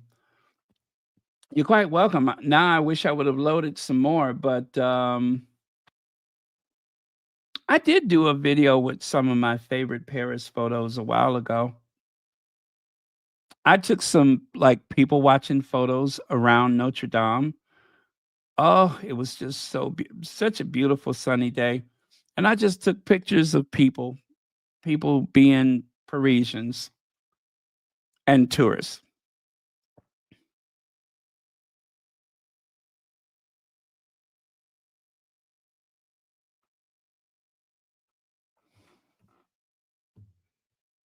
So you become an immigrant in an anti-immigrant environment, seems to be undertones all over. Yeah, right now. Okay, the other day, I had just happened to come across a guy. I think he was African American, and he moved to Spain. He moved to Spain. Now, as you know, a lot of European countries have had issues with migration, immigrants. Um, and because it's difficult for some immigrants to get legitimate work, the only thing that they have available is to live on the fringes of society. And yes, in some cases, crime becomes a part of it. So, as a black man living in Spain, he's had issues where people assume that he's migrated from Africa. Now he looks way more African than I ever have with my um, best suntan. So yeah, he looked like he's first generation African. Um, but he's not. He's from the US. His wife is from Spain. So he said that one of the ways that he chooses to blend in so that people will stop being threatened by him is to look like a tourist. He like pretends as though he's not a citizen and he embraces the identity of a tourist. So and that's one thing you have to remember is when you're traveling someplace and you feel like there may be some hostility. Yes, there are some places where they're hostile toward tourists, but most times they don't care about tourists. You're not a threat because you're not there to stay. So they don't really care about you. But if they think that you're a migrant, if they think that you have arrived illegally or that you beat the system in some kind of way, then of course people can be very nasty towards you. But not all the time. I mean, there are some people are very loving and generous and tolerant with migrants, and some people are not. And I think the category of people that are very anti-migrant, immigrant, usually that's because of big mouth politicians feeding all of the hatred. They exist off of hatred toward migrants, which is a real shame. And the reason why it bothers me so much is because eventually children are involved. The children of the migrants get it the worst because they got to go to school. And eventually, inevitably, they're going to be bullied and harassed by their classmates because of what the other kids have learned from their parents and their community. So I think that is a real shame, and that always bothers me. I hate that.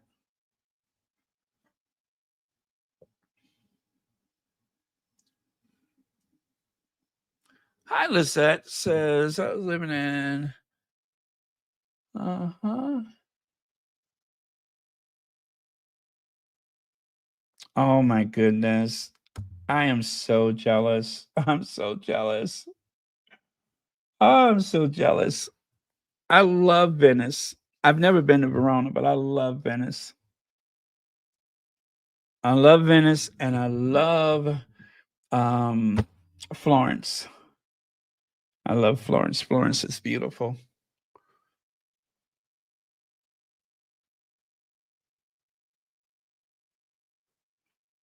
Okay. Oh yeah, I saw that video about the Orient Express.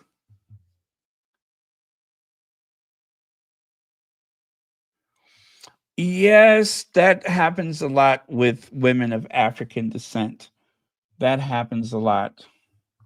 If it's a guy, they're a street corner pharmaceutical salesman. If it's a black woman, then it's the world's oldest profession. Yeah, that happens a lot. That happens a lot. Unless they are convinced you're a tourist, then people make gross assumptions. Yep, that is very unfortunate, but people make gross assumptions.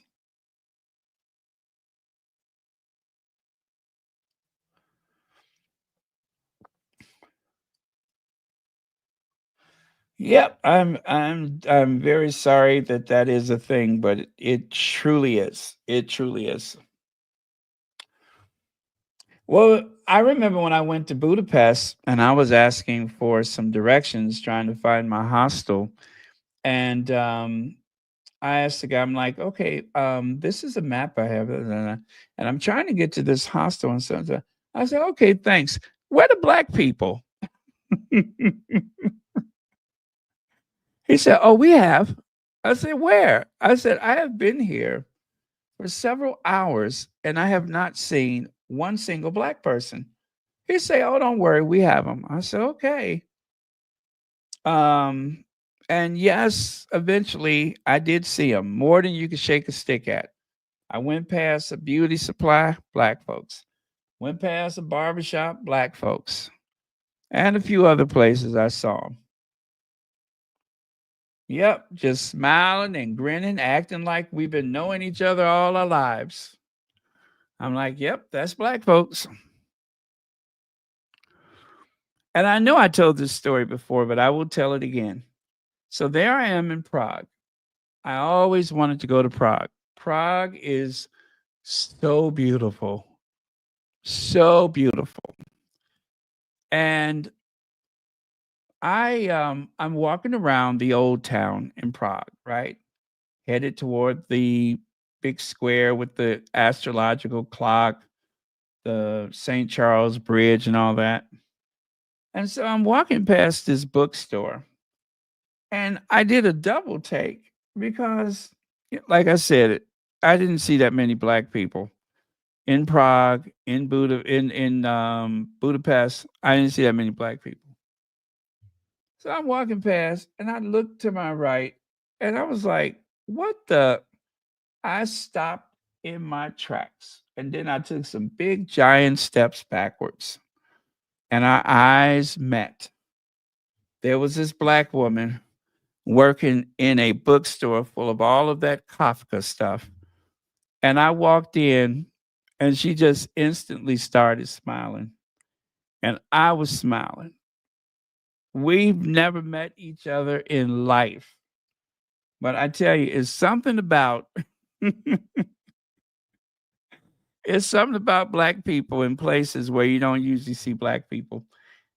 I said, "What you doing here?" And she just started laughing. She said, "Well, my husband and I came here as students back in the 80s. I think she said they were from Senegal and such and such and such and such." I said, "Okay." I said, "Okay, that makes sense."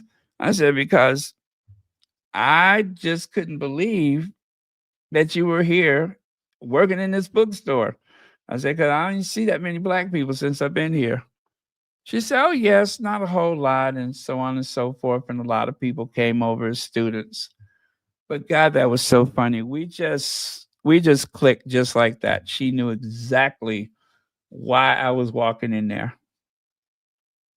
Yep, just like that. What you doing here?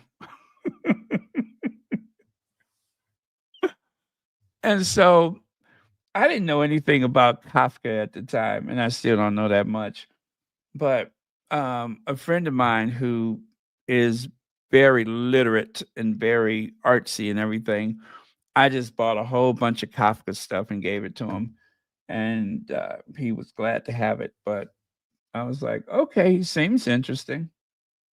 I'll take this, I'll take that. And so I bought God knows how much stuff, but I did buy a lot of stuff. But yeah, Prague is beautiful. So many beautiful cities. If you're into architecture, like I am, if you love architecture, it's just some amazing stuff to see. I mean, things that you didn't even know was possible, stuff you didn't even know was there. And sometimes it's the little details that makes you go, wow. And Prague, they have Baroque, Renaissance, Gothic, Art Deco, Art Nouveau, you name it, they got it. You name it, they got it.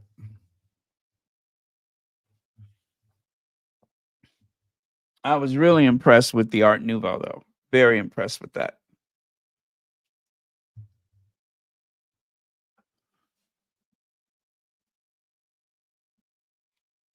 Okay. Well, I'm looking at a few more comments. Oh, San Francisco.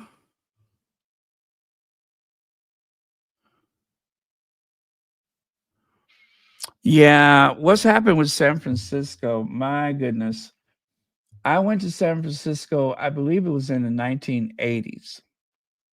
And it was beautiful. It was everything that I wanted it to be. And now I hear that a lot of the shops have closed and People can't lock their cars. They leave the windows down and the hatchback open, and all of those precautions that they have to take now. And that's really a shame. That is really a shame because it's such a beautiful city. So beautiful. But, it'll come back. It'll come back. That is, how they say certain businesses are too big to fail. Well, San Francisco is too beautiful to allow it to be deteriorated like that, because it really seems more like a small town. It doesn't seem like you're in a big city. It has a very small town feel to it.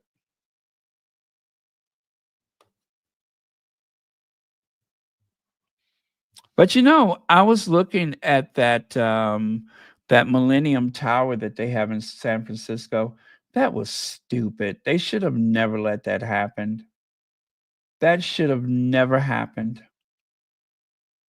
And the reason why it happened is crazy.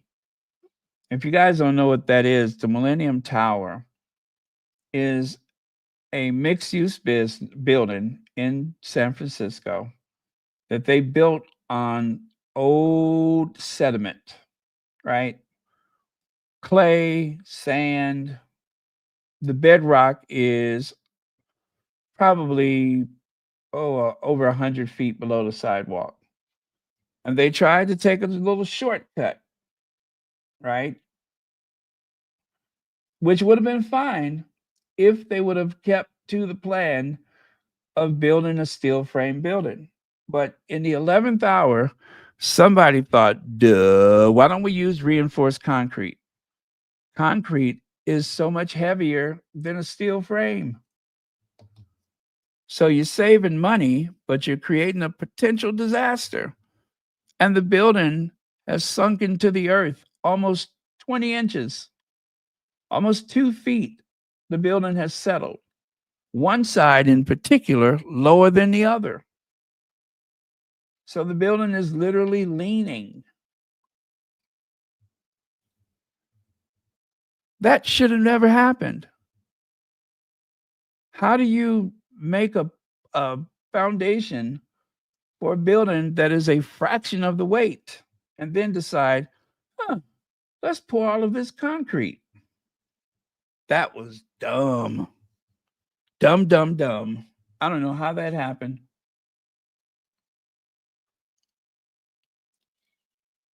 Thank you, Ivy, for gracing us with your presence. Greatly appreciate it.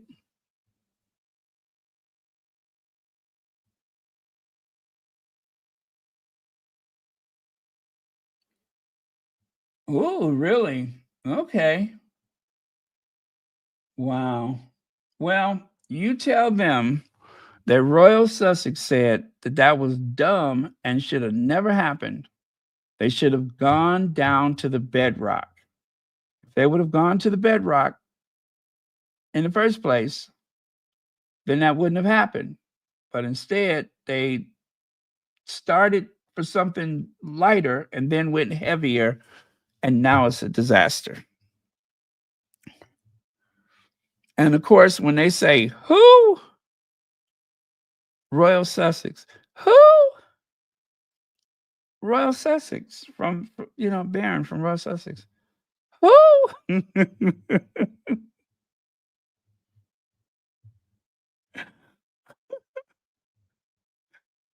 You stick to your guns. You just tell them it's Baron from Royal Sussex. Let them figure it out. You ain't got to explain it. Let them figure it out.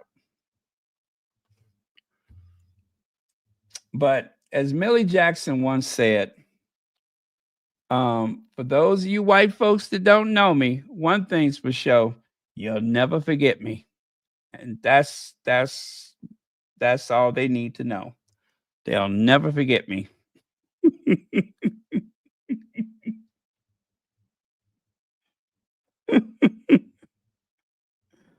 Oh my God, that was so funny. Millie Jackson, I think she was at the Apollo, and there was all of these people there. White people did not know who Millie Jackson was, not many. And so She was looking at the expression on everybody's face.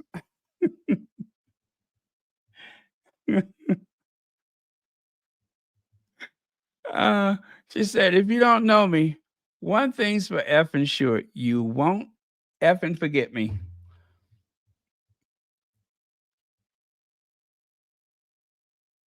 Thank you, Pam Porter.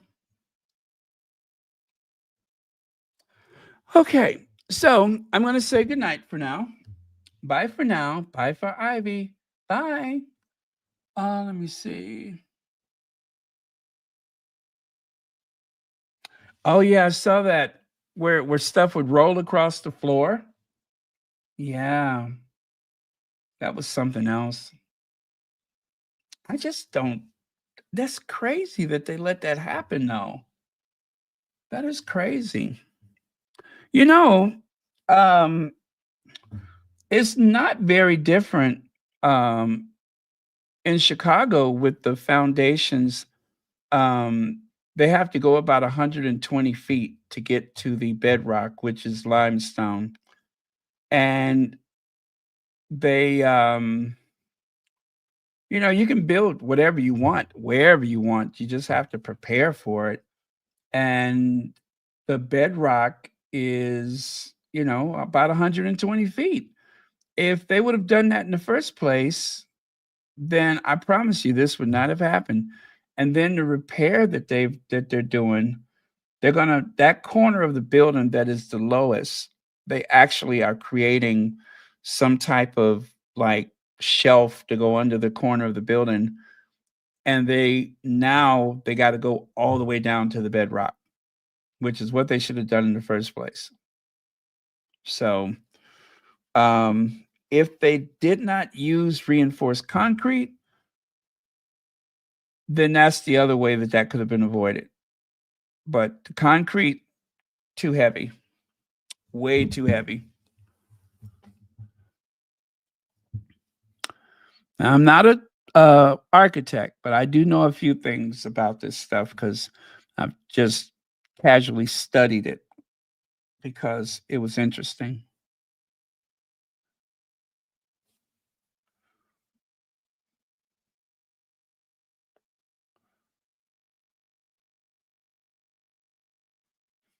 Oh yeah, absolutely. Absolutely. As a matter of fact, why don't we close with that one? Because we're approaching 3 hours and I certainly didn't mean to do that. So, oh, okay.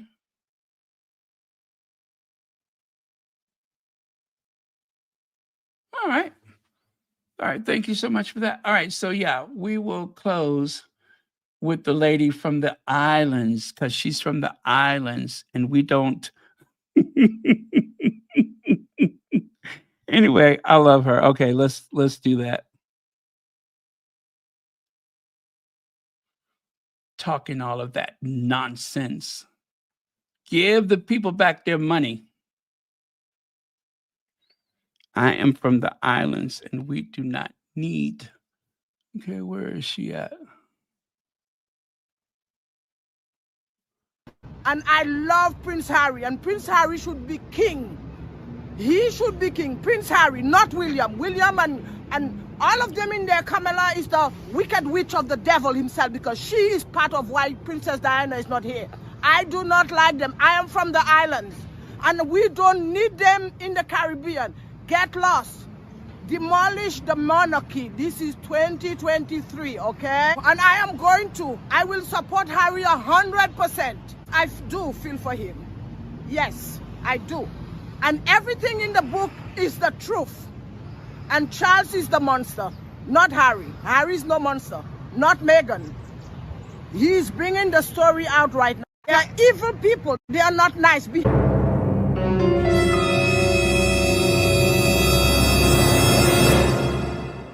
Behind the wall, we all are one human being, and behind that wall there are no difference with me and you and any other Brits.